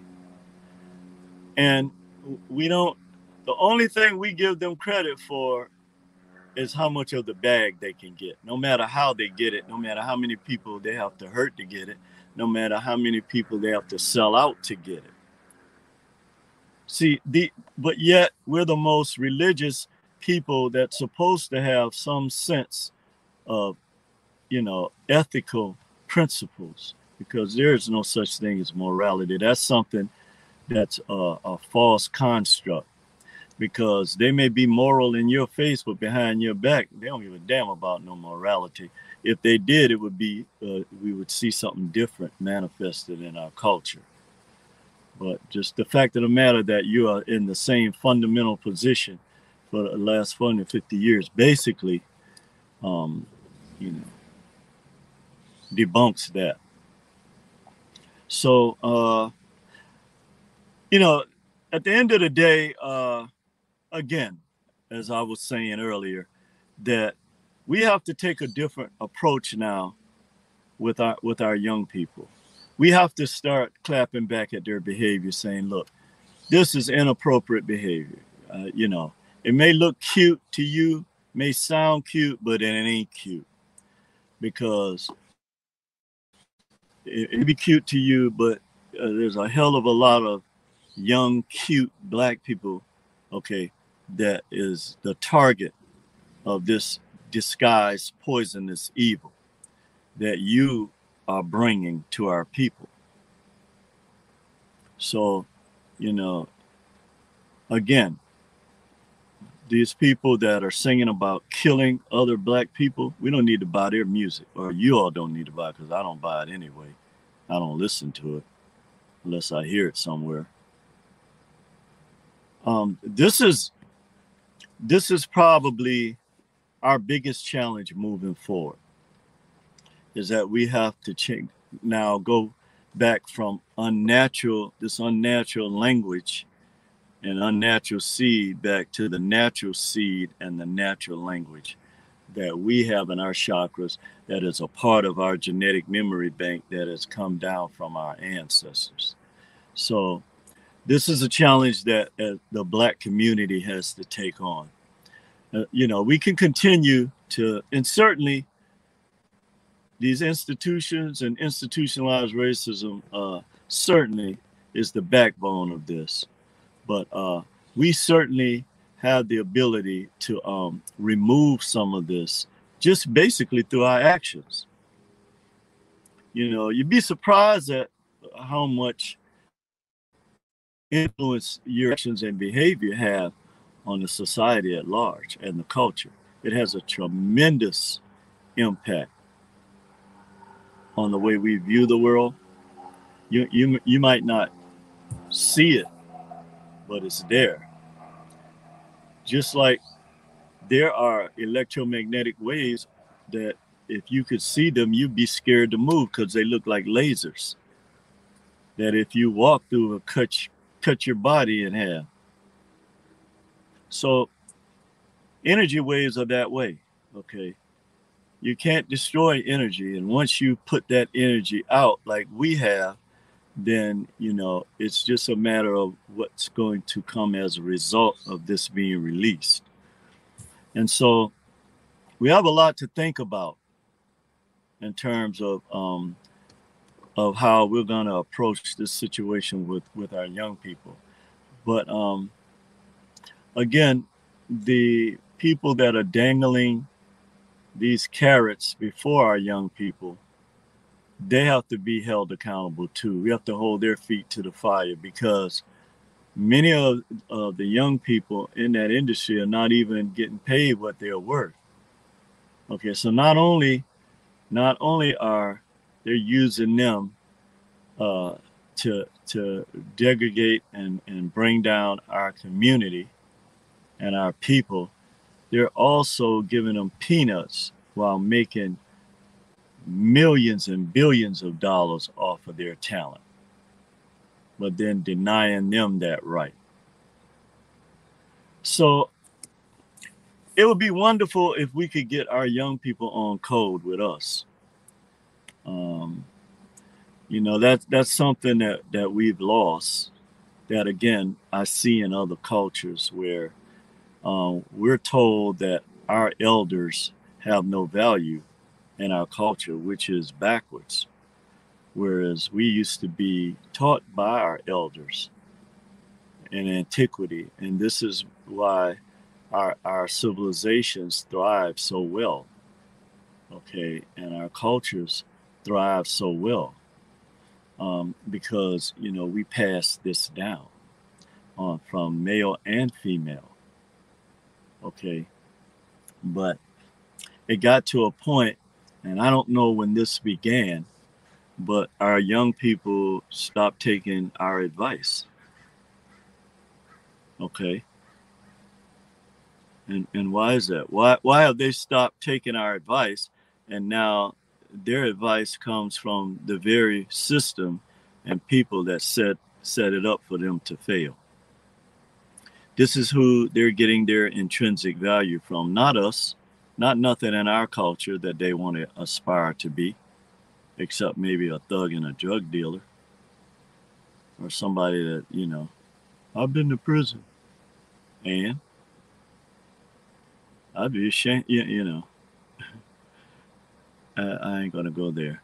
But at the same time, we need to clap back against this foolishness, because now we have the generation under them now coming up, the teenagers that I'm seeing like they're out here killing folks. They're out here doing all kind of stuff. All right. And I just saw the other day, a 12-year-old murdered somebody, and he was with a 14-year-old. Where are the parents of these people? How in the world these kids are able at that age to get guns where they can go out in the community and kill somebody? What is going on here? Okay. But we've gotten to a point in our communities where we can't even talk to our young people, because all they really care about now is the bag. If you're interfering with that bag, then, you know, it could put you in harm's way. And so this doesn't happen in other cultures, because they don't have to stand on the street corner and sell drugs. Okay, they can wear a 3-piece suit and have a suitcase with a kilo of cocaine in it, and nobody asks them nothing. They can walk right in to another corporation, deliver it, and nobody asks any questions. But you have to stand on the street corner, okay, and you have to deal 10s and 20 bags, okay, just so you can have a sense of accomplishment. Oh, I was a drug dealer. I just got out of prison. And yeah. Well, why is that such a badge of honor in our community? And then on top of that, our young women are attracted to this type of personality. Why? See, there's some serious things that we have to talk about. Why are our young women 10 to 1 attracted to this 10% of our culture that has destroyed our culture and continue to destroy it? The destruction of Black civilization by Black youth. So why is it that that our people tolerate this. And one of the main reasons is because we know that this music generates opportunities for, you know, for people that normally would not even get looked at twice. Okay, we know this. Our young people know this. So they try to outdo each other. Who can be the most grotesque, or who can slam our culture the worst? Who can talk about killing other black people the most? These are the people that they're pushing out in front of our children. Okay? And you're not saying anything, so they're just going to continue with this evil agenda. What we need to do is we need to come out against these people who are benefiting from this. Okay, not just the kids, but we need to come out against these people who are, you know, spinning the spider's web. Okay. And we need to see who the damn spiders are that's catching all of our people like dragonflies in this big web, and then devouring them when they can't get out. We need to send a strong message to them as well. Okay, because I can see this just as plain as day, is that they're going to start creating, they probably already have, creating these type of avatars that are like thugs and drug dealers to present in cartoon forms to our children. And don't forget the pedophiles. So, you know, we must take on this battle, because the more that we allow this to fester without addressing these issues, the bigger the problem is going to get. And at the end of all of this is our young people are going to become slaves again. This is a fact. They're going to become slaves. They're going to be more dependent upon this system and these people than even we were. They're going to be much more dependent. The other thing too is dealing with the AI situation and our children, our young people, is that they're being locked out of the fields of coding, digital marketing, things that people in their age group are involved with. So all of these things we have to look at. Okay, I really don't see how we're going to turn this around if we don't come out with a strong voice against this. And then, even if we only see a few of the kids making a big turnaround, it'll be something. And not just because whenever you hear anybody talking about our young people on social media or any of these commentators, they're always talking about the characteristics of our worst 10%. All cultures have a bad 10%. Okay. The majority of young black children aspire to be somebody productive in society. Okay, contrary to what the images they show you. That is not the true nature of our children. But when they get out in society and their peer group pressure comes at them, then, in many cases, they don't have the strength to overcome it. So when you get out there today, or whenever you get out there and you see a young person, go up to them and talk to them. Ask them how their day is going. Ask them what's going on in school, what they're learning. Talk to them, and you'll see. Okay, they have the desire to be more than what is projected of them. But from a social, from a psychosocial perspective, they're heavily influenced by this death culture. Okay, and so we have to provide light and life to them. Okay, because when we do that, they'll be strong enough to overcome whatever challenges they're facing, because certainly they're facing tremendous challenges. And with that, Brother Lance, I think I'll close this session. Yes, brother. Yes. Yeah. Wonderful. Powerful, as always. You know, we have many people who will come out on social media and speak, and it's like eating leftovers. All they do is add a little more seasoning, warm it up a bit, rehash it, and send out the same thing. Right. But every single one of your messages is fresh. Even though we're speaking about ourselves and our ascension and liberation, you prepare the meal in a way, and it's a brand new situation, pointing out a different slice of what we have to go through. So I just want to point that out to you too. That's very important, because many people, like I said, it's many people are one-way Charlies, and that's the fact of the matter. And you're not that. I try not to be. Yeah. Well, you're not either, brother.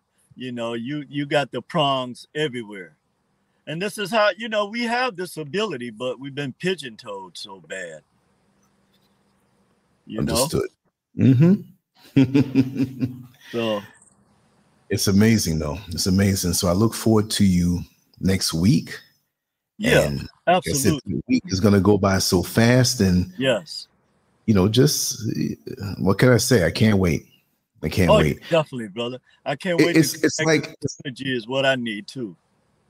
It's like a kid eating the babysitter's food that they don't like, and they can't wait to get home to get that home cooked meal. So all these other things that on YouTube are those reduced meals. They have some good things out there, but the bottom line is you're guaranteed a good meal that tastes good, that's nourishing, so good that you don't want to eat for the rest of the day. Okay. You come on. Well, I'm certainly grateful, man, to have the opportunity to come on your show, Brother Lance, and chop it up with everybody. And you know, Black people get a lot of flack. But I mean, our kids get a lot of flack. But at the same time, if we steer them in the right direction by putting out the fact that we don't agree with this behavior, a lot of them will begin to listen, you know. And more importantly, clapping back with these people who are benefiting from this behavior, because we know they hiding behind the shadows. You know, we don't know who they are. Most of the time we don't see their faces, but we see what they call the hidden hand. Mm-hmm. You know, we see that hidden hand, and always. How we used to say, throw the rocks and hide your hands. Right. But we know who these people are.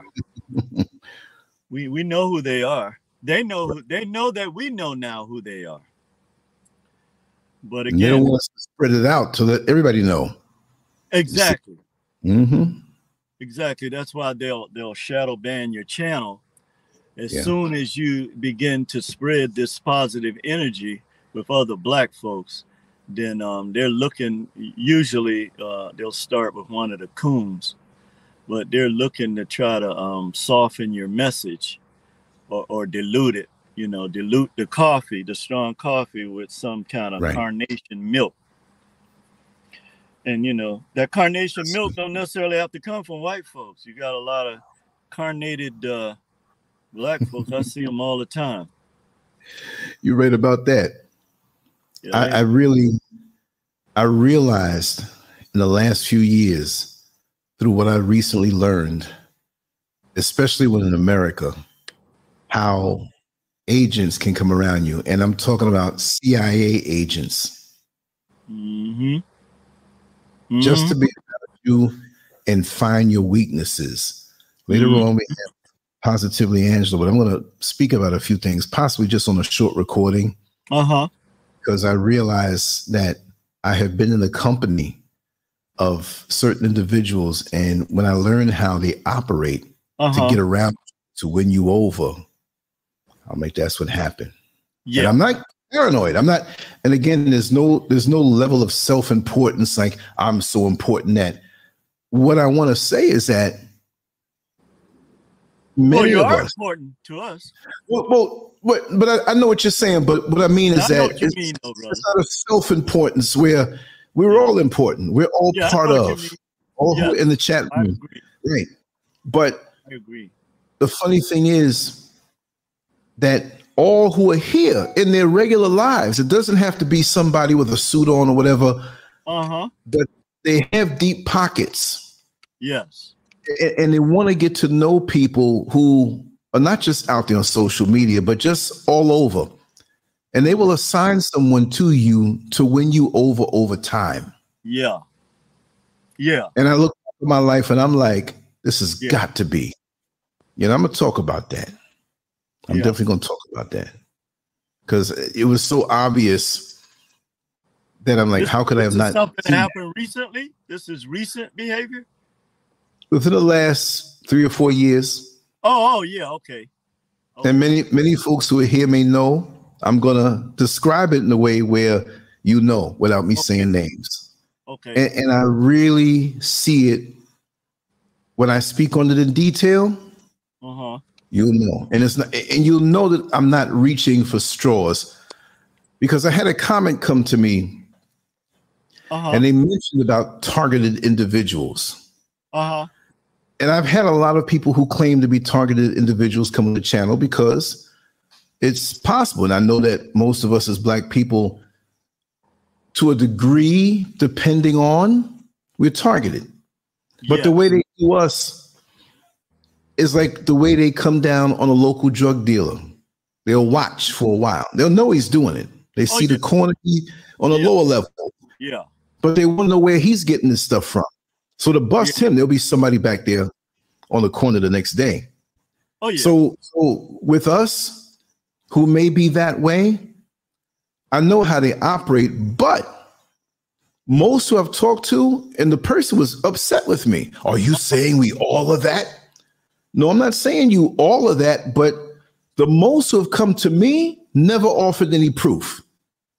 Whether it's publicly, which I won't expect them to do so, but privately, they've never come with anything concrete. Wow. It's a lot of quackery going on out there, and a lot of people. Yeah, it is. Yeah.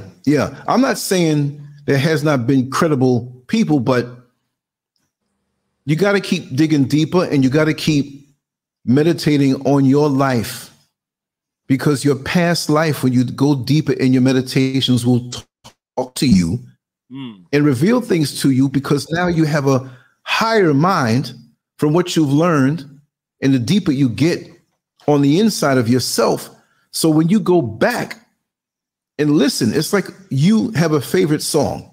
Like for me, one of my favorite albums of all time was Dr. Buzzard's original Savannah Band back in 1976. It was a mixture of disco and old 40s big band era music. Tommy Mottola lives on the road. And every time I play that song, or any one of the songs, the whole album was like a smashing success. I can hear a little instrument that I didn't hear before in that, because I'm not listening to the initial instruments that are there. I'm going way back in my hearing, and I'm listening. I said, man, they put a barking dog in the back right here for 3 seconds. I never heard that. Wow. So when you go back over your own life, it's not just meditating on what's here and what's there. Meditate within and go through I'm not saying your life is a dumpster, but when people go through a garbage dumpster and they're trying to get secrets from a big corporate entity because they didn't shred their documents, go back on your own life and look at interactions, people who are positioned a certain way, even if it's nothing of a conspiracy type thing, but a spiritual thing, because these people will change your trajectory. If you're supposed to go this way, Yeah. they come and bounce you off and you go a slightly different way. Because we go far in life. Oh, yeah. And if we're supposed to go in an open, wide field, straight ahead with no gauges, and something bumps us an inch over, you won't notice it at first, but over the next 1,000 miles, it may be a distance of 200 miles from where you were supposed to be. Yeah. So you have to look at your influences, Yes. not what's around you now, but this information came to me when I found out other things, and I went back to think over my life, and I'm 100% sure that this was the case. Why? Mm-hmm.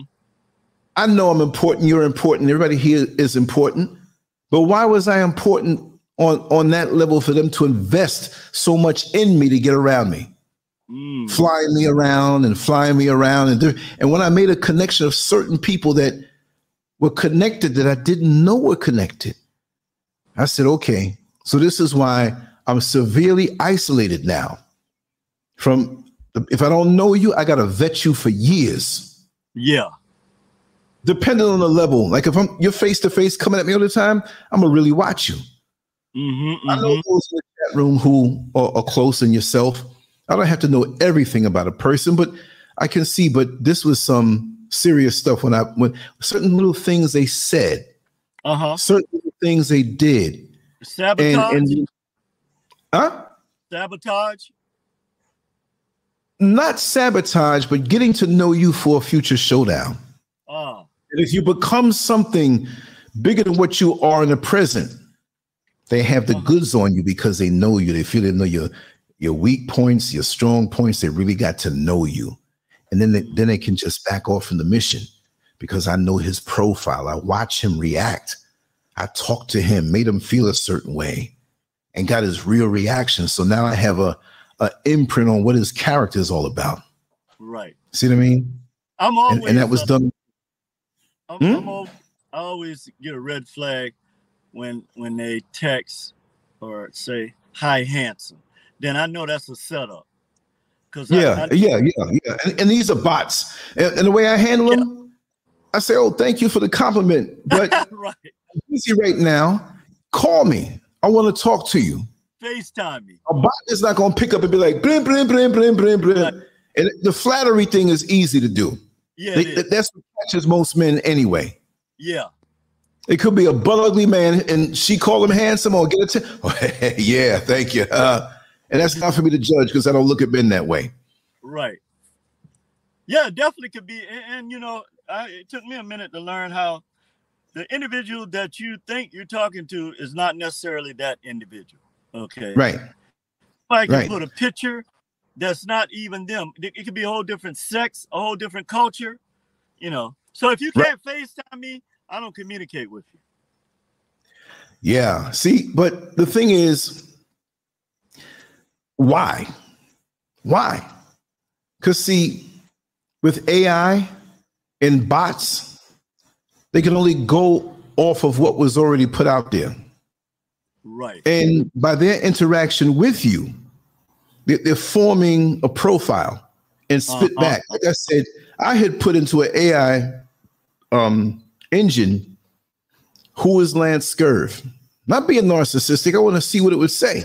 Right, right. LanceScurv is a blogger, artist, a video guy, social media, someone sort of likes to talk about pretty much what I put out there about myself. Okay. But it said LanceScurv is actually an acronym for a dude named Kevin something in Boston. What? Who is this guy?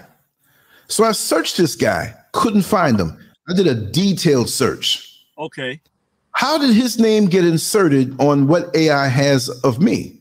And what happens if AI in the future feels it has information on me and it's wrong, or they're going to send the government to go kill somebody, but my name is in somebody else's profile and they come for me? What you understand? Yeah. And the way to beat AI, not that everybody has to have a large presence online, but if you are on social media, let it be consistent. Because if you have a large enough reach on social media, even within your inner circles, that's the proof that will keep alive from being documented and put somewhere else. Your identity being copied and pasted. Because now, when people call you and you go, hello, hello, hello, that if that's an AI, if that's a person recording your voice, they can feed those 3 hellos into an AI voice system. And then they can type out all the words they want, talk about, I want to kill this one, and I'm going to do this, and I'm going to do that, and send it straight to the president, or send it straight whatever, or come out as gay. They can make you come out because it's your voice, but they're going to do whatever they want to do with it. And it will sound just like you. And they can say they found this leak thing. So we're really... and what about the Photoshop?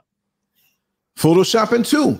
And also the AI stuff that's coming now with video. Not the things we do crudely, but what they can do. And when you think about special effects in movies, and they can set things up so the war will happen, to call for your own doom, to put an image out there of you, and you're innocently living your life. And you may have some renegade person feel they're doing the right thing. There go LanceScurv over there. Boom!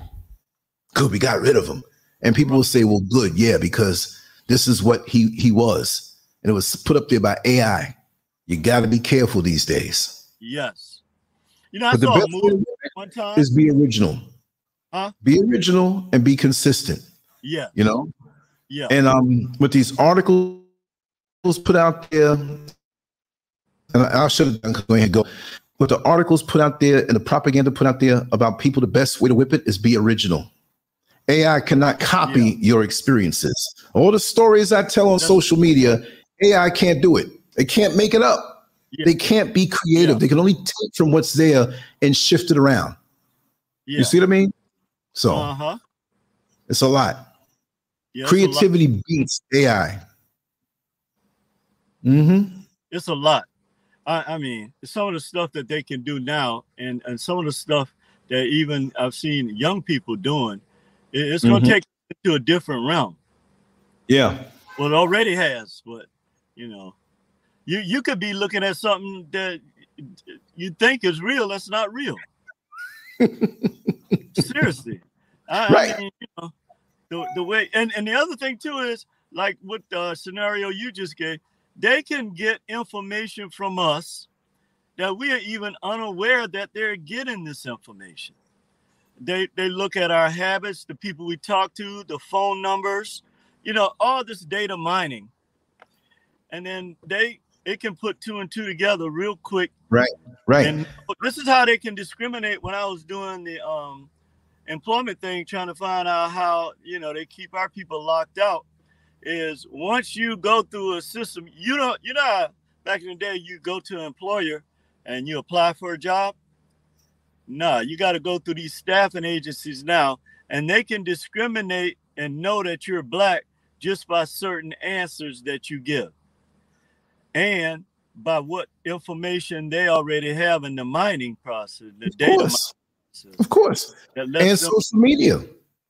In social media. If they see on your Facebook page that you went out a couple weekends ago consistently over the last year, got drunk, got into fights, the way you talk about your family, or if you hate a certain faction of people, they can find all of that out. And we gave it up ourselves. And we delete it, but it's never gone.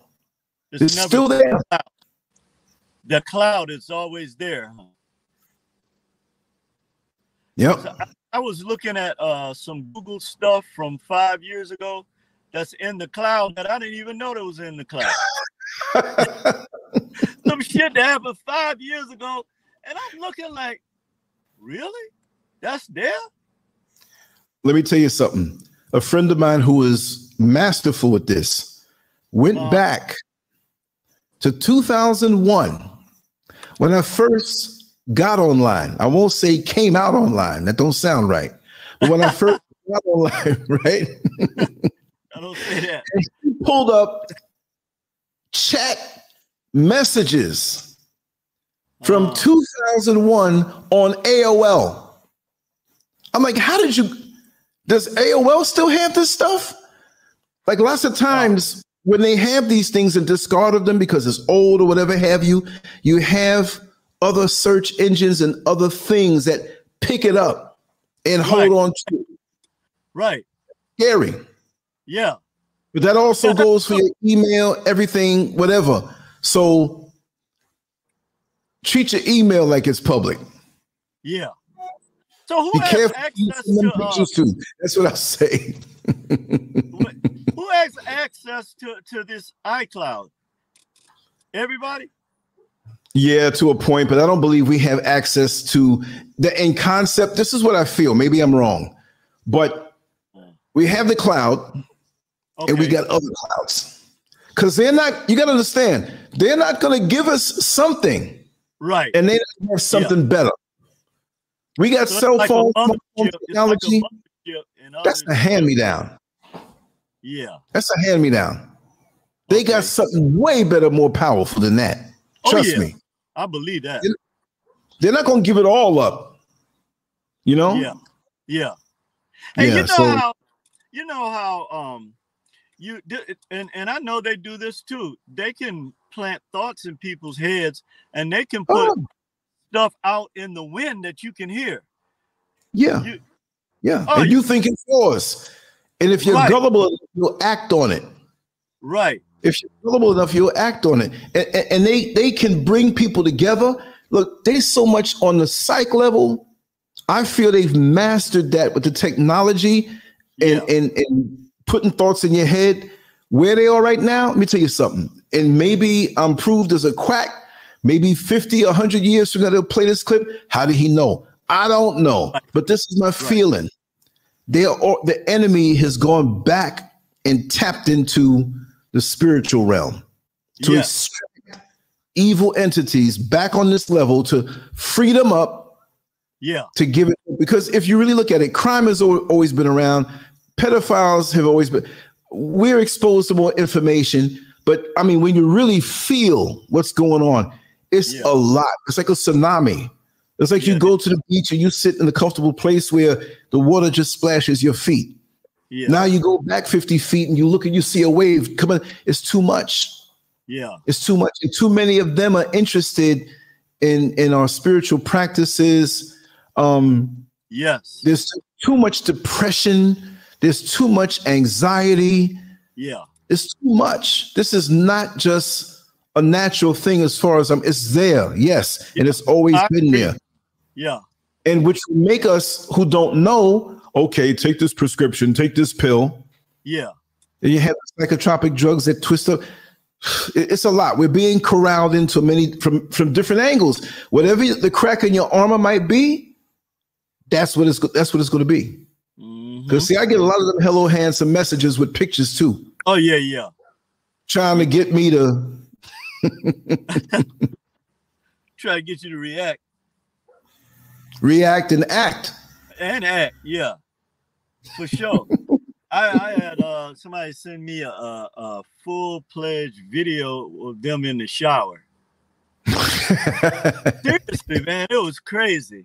Like, okay, there's gonna come a time where Hollywood ain't got to worry about producing no movies, because it's folks that's producing their own movies, like, Exactly, and they're in their own world too.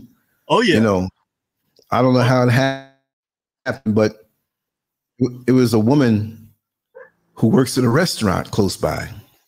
Somehow she found me. I mean, I know her in passing. Hey, how you doing? Oh, thank you. Here's a tip. No detailed conversation, no nothing. And all these pictures sent to me in a text through another social program. And she just knew. The way she talked in the text, she knew a lot about me.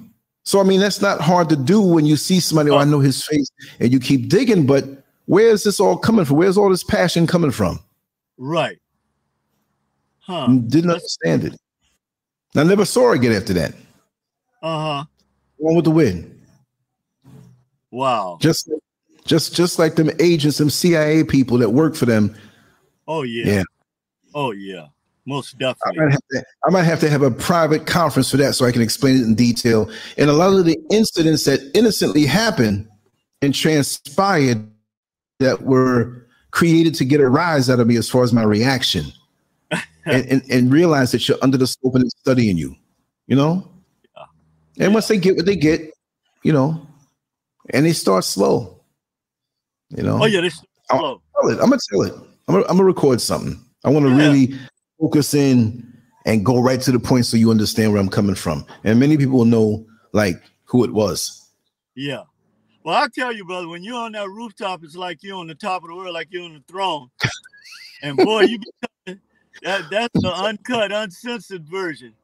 That's for many who may, I'm not knocking nobody who smokes, but just to be up there and just start talking. I'm up near the stars and, you know, I'm talking and I'm stimulated. The sun's in my face and, you know, I hear noises of things going by, but I like to, you know, find little spots where I can just be still and be quiet and just I'll go up with a thought.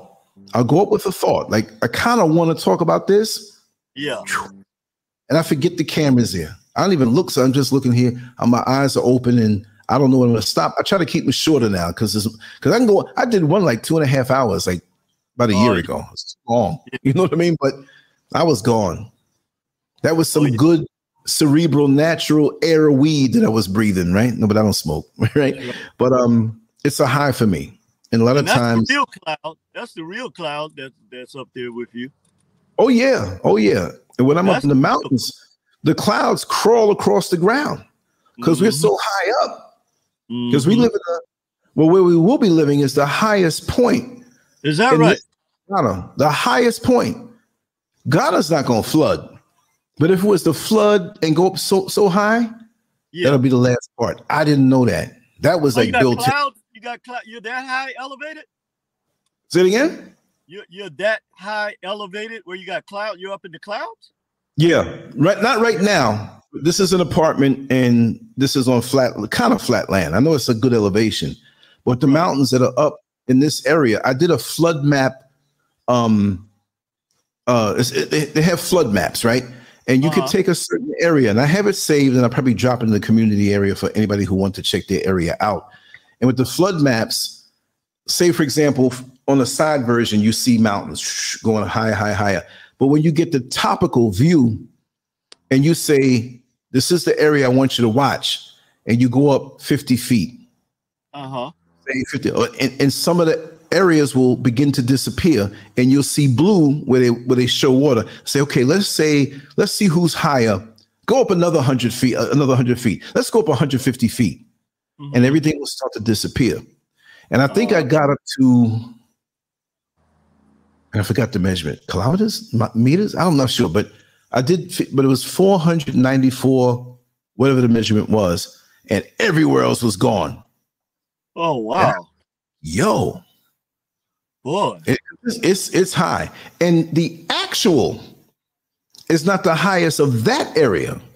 Okay, where the town square is a little higher, but we were included in that. But where we are, it's just a thin little strip. So that's something. So when it starts to rain, like it doesn't get windy like on flat land where it's windy, all kind of wind all over the place. The wind is one way because we up in the cloud. So it's freaky. When you see like a black cloud, not a black cloud like it's black, like it's exhaust. When you see a dark cloud, you're not like this. You're looking at it like that. It's coming at you. And they're huge. And the winds, it slaps you at first because it's not like a gradual, a storm is coming and the clouds are up high. You up there in it. So it's almost the effect like if you were in an airplane and if you had the strength to open up the door and close it, which you know it'll pull you out and suck you out. It's not that powerful because we're not that high, but it feels like that relatively to the low ground, which this apartment is at the base of the mountain range, right? When it starts to rain, it's like a kid coming down off a slide. All of a sudden, because I've been here in shows like, yo, I got to hurry up because the curtains fly up to the ceiling. Up there, you feel like your whole home is going to get thrown off. And that's why they build the concrete structures here. And we know this happened, but I'm not used to it. It will blow you. It will blow you over. Wow. Yeah. And then you see the clouds coming, rolling at you like the blob. Yeah. It gets dark and you don't see anything. The fog, when the fogs come like in the early morning, you look outside and you see white, like you flying in a plane. Wow. Yeah. I heard about those torrential rains over there. Huh? In Ghana. I heard about those torrential rains in Ghana. Oh, man. Let me tell you something. It feels like a hurricane. Yeah. But it don't last long like that. Okay. Because so you have the Gulf that's quiet. You have the Atlantic Ocean and whatever else has happened down in the South. And it's not super wide. So you have things happening, you know, and you can't really predict it. Here, it's not a three-sided island. It's a country and it's the water, but the mountains and everything. And you don't know, it happens so strong. I've seen metal garbage cans just fly up in the air and they're gone. Oh, wow. Metal garbage cans just gone. Wow. You got stuff sitting out on your balcony or whatever, and it's light, you better get it because it's gone. Where it lands, we don't know. Oh, man. That's great. And then boom, it's gone. And you look around after 30 minutes, 20 minutes, and it may decrease in its intensity and be a regular rainstorm. Then all of a sudden it comes back again. Look, when I'm in here, it's frightening to even hear it. Wow. It's frightening to even hear it out of nowhere. Yeah. And you look outside. Yeah. Yeah. I've never got caught in it outside, but I'd have to take cover because I don't know what's flying around out there. Something hit me in my big head. My head's so big, it's an easier target. For real. Fun. Yeah. Well, so brother, I guess I got to get out of here, brother. Yeah. I held you enough. I want to chit chat with you. I held you enough. It's been good. Thank you, brother. Yes, sir. Always. Yes. And I'll be listening to your shows this week. Oh, there'll be many. Trust me. There'll be many. Like I said, keep up the great work, brother. Have camera, we'll travel. Take care, brother. Thank you so much. All right. All right. Peace, my brother. Yes. I'm going to record something, family. And I had him on a little longer. You know, he could always stay as long as he wants. But I talked a little bit more. But I do want to do that little CIA piece. It hit me like a ton of bricks. And it doesn't have to be where you're some celebrity, a big whatever. But when people know that you're connected to other people and lots of people, they want to know about you. Later on, they may want to use it against you. Maybe they want to compromise you later on. But I'm sure that that was the case with me. So I'm going to end this right now because we have Positively Angela coming up. And she's going to be on at 8 p.m. Eastern Standard Time. I haven't created the link. I want to create the link. And then I'm going to record a little something, put it up, and then we'll do her show. And Mixed Genre Faves, maybe tomorrow sometime. Maybe tomorrow at 6 for the main show, we can do that question and answer because I'm going to make sure to get the content in. And a 99.9% chance that I was supposed to go up to the property today, but I'm definitely going to go tomorrow. So I'll have footage from up there done really good. So I'll give you some sneak peeks into things. And I have everything set up for tomorrow and just go out there and get the extra stuff, if you know what I mean. So I haven't seen the chat room. Let me just take a peek through. Yeah, good information. Let me tell you something. You all dropped some great information. I learn, and you give me leads and things to study, you know, and it enhances my life.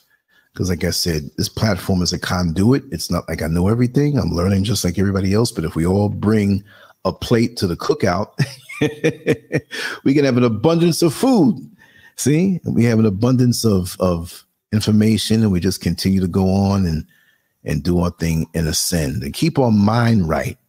you know, sometimes we can go off a little bit if we're not tuned up by being around a certain set of people who have a higher mind. And yeah, we can joke and I get down dirty with the rest of them when we have fun. But other than that, like I said, you know, it makes my life better to be able to speak and listen to a brother like Neil Frazier and all of those who are here, because you all have great knowledge and I appreciate that. And when I look at, oh yeah, I'm gonna go back to the anthill. It's not far, you know.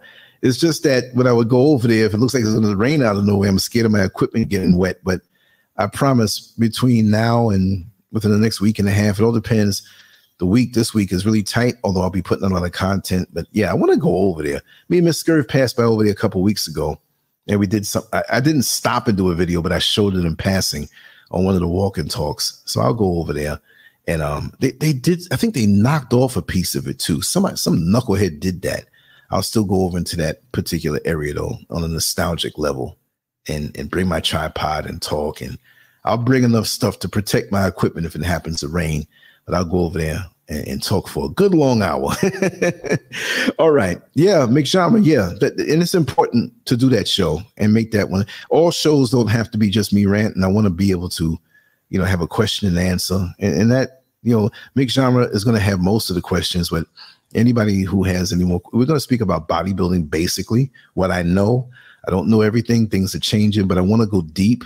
And maybe it's good that we didn't do it yesterday. Now we can get down and dirty with it and spend a few hours on it and just things about the body. And if I don't know something, I'm not going to say I know it, because when we go into the dark world of bodybuilding and body modification, there's a lot of things I know of that people don't. And because I was in it, but not on a bad level, I never took steroids, but there's a lot that I do know. And when we speak about the psychological effects, the emotional effects, what it's like, because I've been there, you know, and I never forget that. It's like it happened yesterday for me. So we're going to focus on that. And I'm going to probably have that show set up before the night is over, locked and dropped in.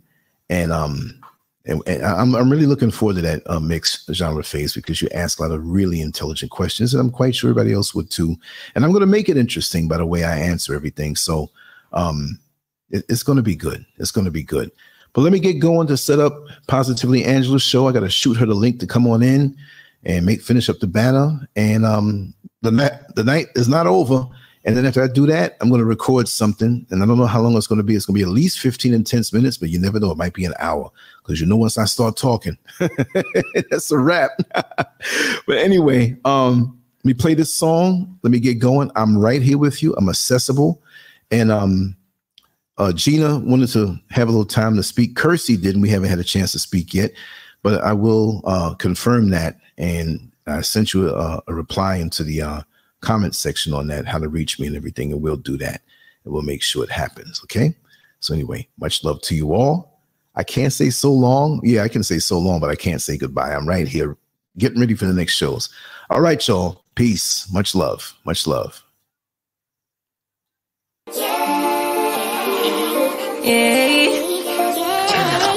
Bad little flex, she wanna know me. I stay low key, all gas, no brakes, baby, let them hoes sleep.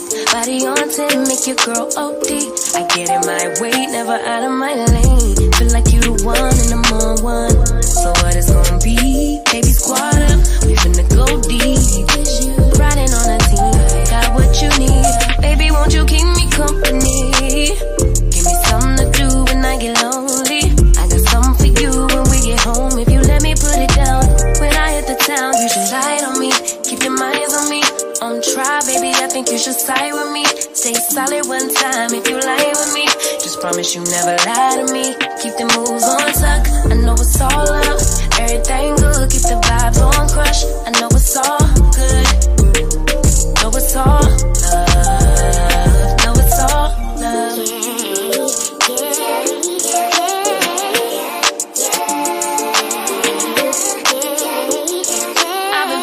The motherfucking man lately, can't nobody do it like I can. Daily, baddest in the lattice in the land. Body turn your nigga to a fanny up, fanny up. I made it where I'm at on my own. Had a couple blocks in the road, but I get to the bag on the low. I be counting stacks while they grow, yeah, you know me. Baby, won't you keep me company? Give me something to do when I get lonely. I got something for you when we get home. If you let me put it down, when I come in town, you should slide on me. Keep your minds on me. On try, baby, I think you should side with me. Stay solid one time if you lie with me. Just promise you never lie to me. Keep the moves on tuck. I know it's all love. Everything good. Keep the vibes on crush. I know it's all good. Know it's all love. Know it's all love.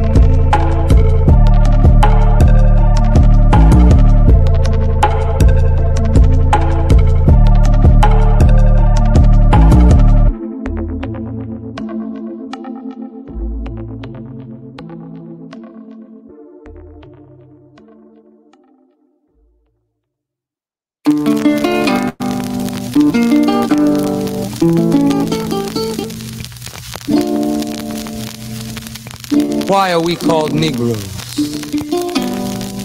Why are we deaf, dumb, and blind?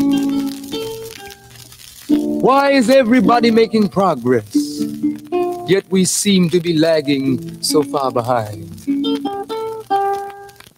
Why are we mistreated? Why are we in this condition, stripped of our names, our language, our culture, our God, and our religion? Here in America, all of our religious training has been gotten by the preacher. He has told us of a heaven way up in the sky that we can't enjoy now, but rather after we die. But all of the years that we're living, for us there's nothing but hell, pain, torture, and misgiving. Yet the Bible speaks of a heaven filled with material luxury, which the white man and the preacher has right here, so we see. So my friend, take it for what it's worth. Your heaven and your hell is right here on this earth. So let's check back into history, which rewards all research and tells us plainly. Before the white man gained entry to the east, he was living in the caves of Europe, a ravenous beast, eating juniper roots and eating flesh raw, till God sent Moses to civilize him and teach him the law. Then, following Marco Polo, an explorer, he gained entry into Asia and Africa. From China he took silk and gunpowder. From India he took jute, manganese, and rubber. He raped Africa of her diamonds and her gold. From the Mideast he took barrels of oil untold. Raping, robbing, and murdering everything in his path. The whole black world has tasted of the white man's wrath. So my friend, it's not hard to tell. A white man's heaven is a black man's hell.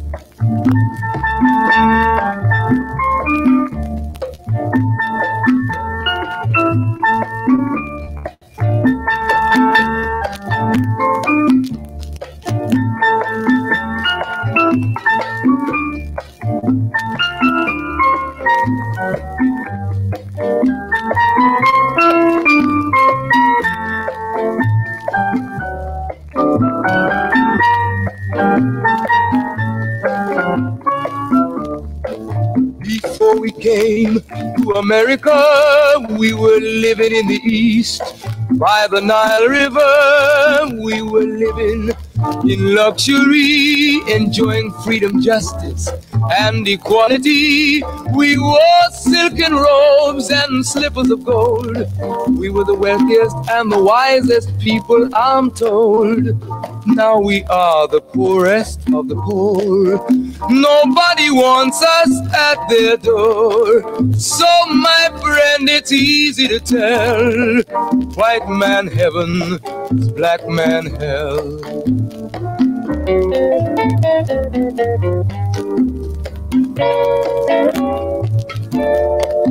When the white man came to America, he told the Indian, I am your white brother. He said, red man, I'll treat you the best. Yet and still he pushed the Indian further west with his white woman and fire water. With tricks and lies he stole America. The original owner of this nation is cooped up on a reservation. So my friend, it's easy to tell. White man heaven is black man hell.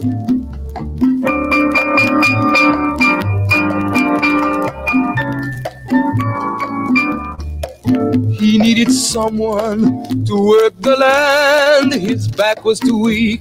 He needed you, black man, so he commissioned Sir John Hawkins to commit the world's most grievous sin, to take a man who's born to be free and bring him down to slavery.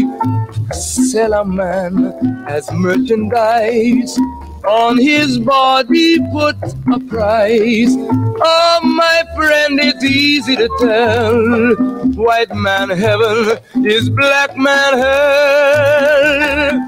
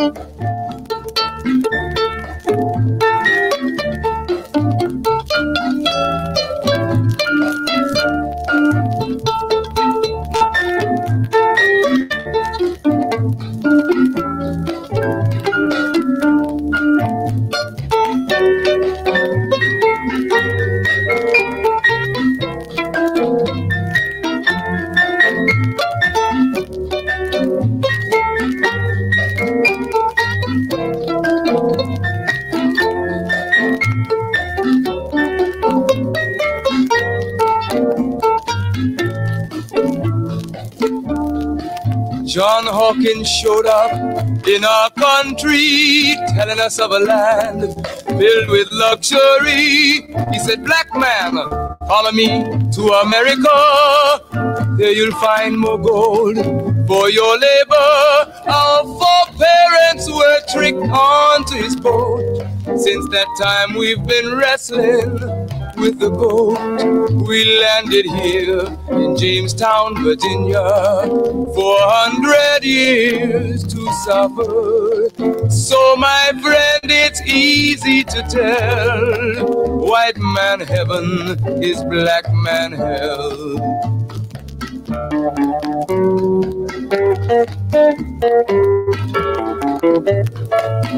When the slave master wanted to have some sport, he would heap on our parents cruelties of the worst sort. Burn them at stake, hang them on trees. His ears were deaf to our parents' pleas. Though you were pregnant, black woman, you pull the plow. Like a horse, like a dog, even a cow. He filled your womb with his wicked seed. His half-white children you were made to breed. Oh, my friend, it's easy to tell. White man heaven is a black man hell.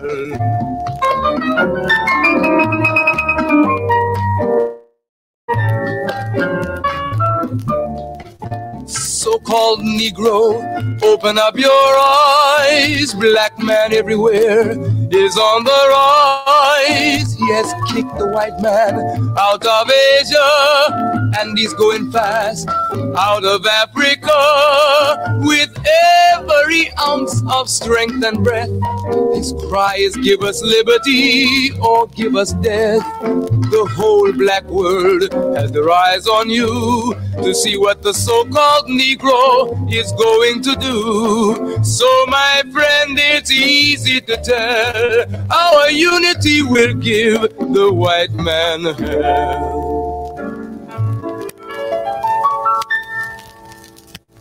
God made a promise to Abraham.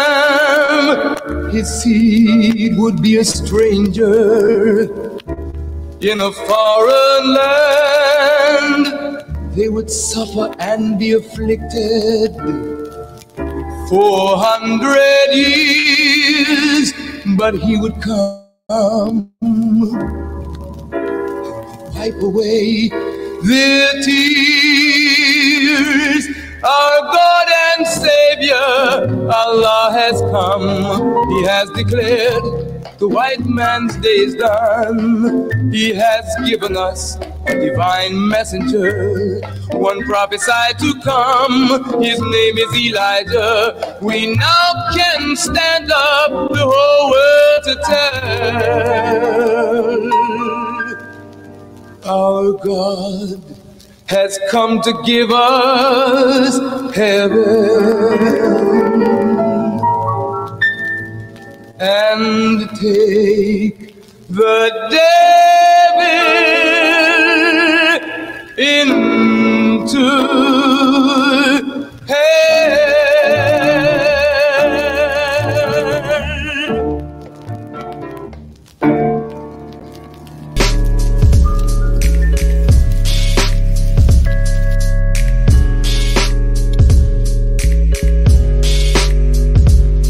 I take pack to the lung, kill the stress to the head. I'm tryna do more for the soul, way less for the bread. Yes sir. I take pack to the lung, kill the stress to the head. I see the things that they do way less than they say. Cause it's a war on the real, baby, look outside. A war on the real, baby, look out. Cause it's a war on the real, baby, look outside. A war on the real, baby, look out.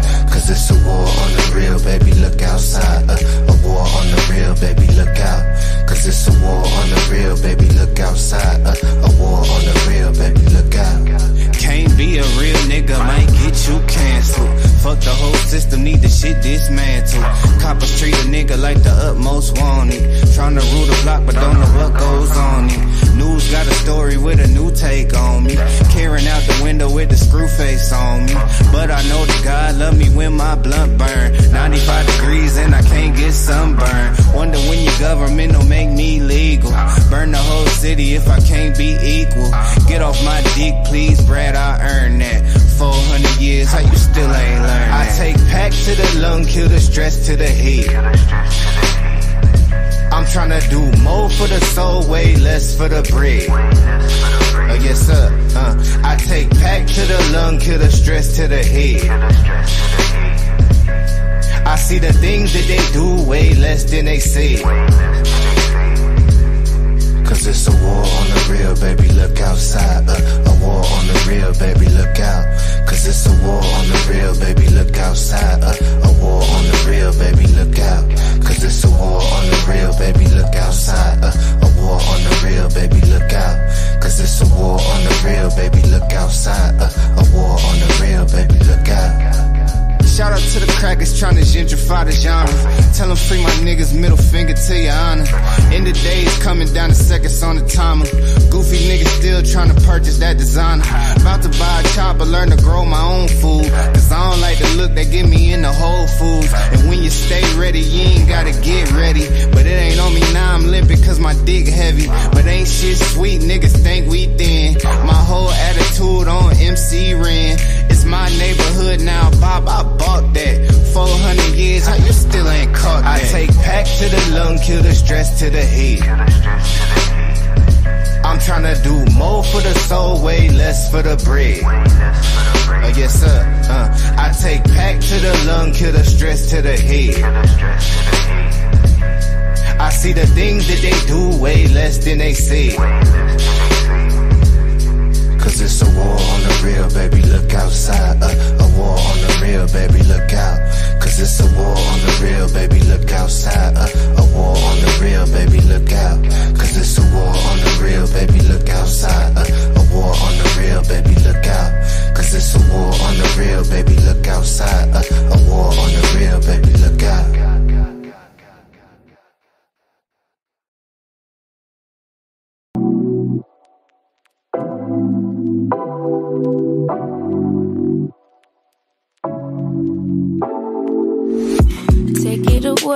Take it away, feeling too good to me. Chilling all day, all in your space is where I wanna be. Here in this room, what did you do? I just can't get enough. Too caught up in your love. I've been trying to forget won't let me. Something in my brain wants you. I've been hanging by myself, asking for help, but nothing seems to work on you. Yeah, you always make me feel like, oh yeah, you never leave my thoughts alone. Yeah, you're the reason I'm going out my mind. I just can't stop thinking about you.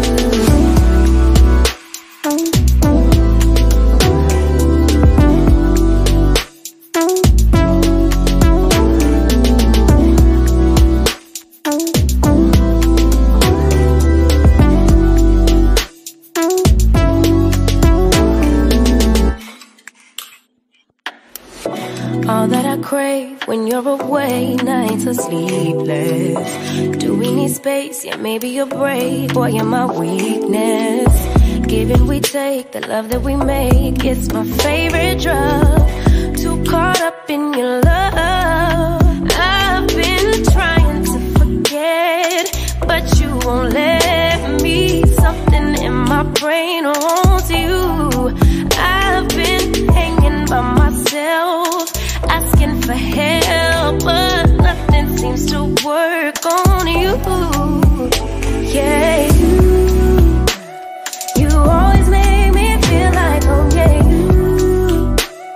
you never leave my thoughts alone. Yeah, you're the reason I'm going out my mind. I just can't stop thinking about you. You got me feeling some type of way. You make me wanna stay in all day. You're the reason I can't get out my head. I just can't stop thinking about you. I just can't stop thinking about you. I just can't stop thinking about you. I just can't stop thinking about you. I just can't stop thinking about you. Hey, this is Oscar the Lawyer. You're listening to the LanceScurv Show. For the thousands in attendance and the millions watching around the world, ladies and gentlemen, let's get ready to rumble! Cause it's a war on the real, baby, look outside. A war on the real, baby, look out. Cause it's a war on the real, baby, look outside. A war on the real, baby, look out. Cause it's a war on the real, baby, look outside. A war on the real, baby, look out. Cause it's a war on the real, baby, look outside. A war on the real, baby, look out. Cause it's a war on the real, baby, look outside. A war on the real, baby, look out. Cause it's a war on the real, baby, look outside. A war on the real, baby, look out. Cause it's a war on the real, baby, look outside. A war on the real, baby, look out. Cause it's a war on the real, baby, look outside. A war on the real, baby, look out.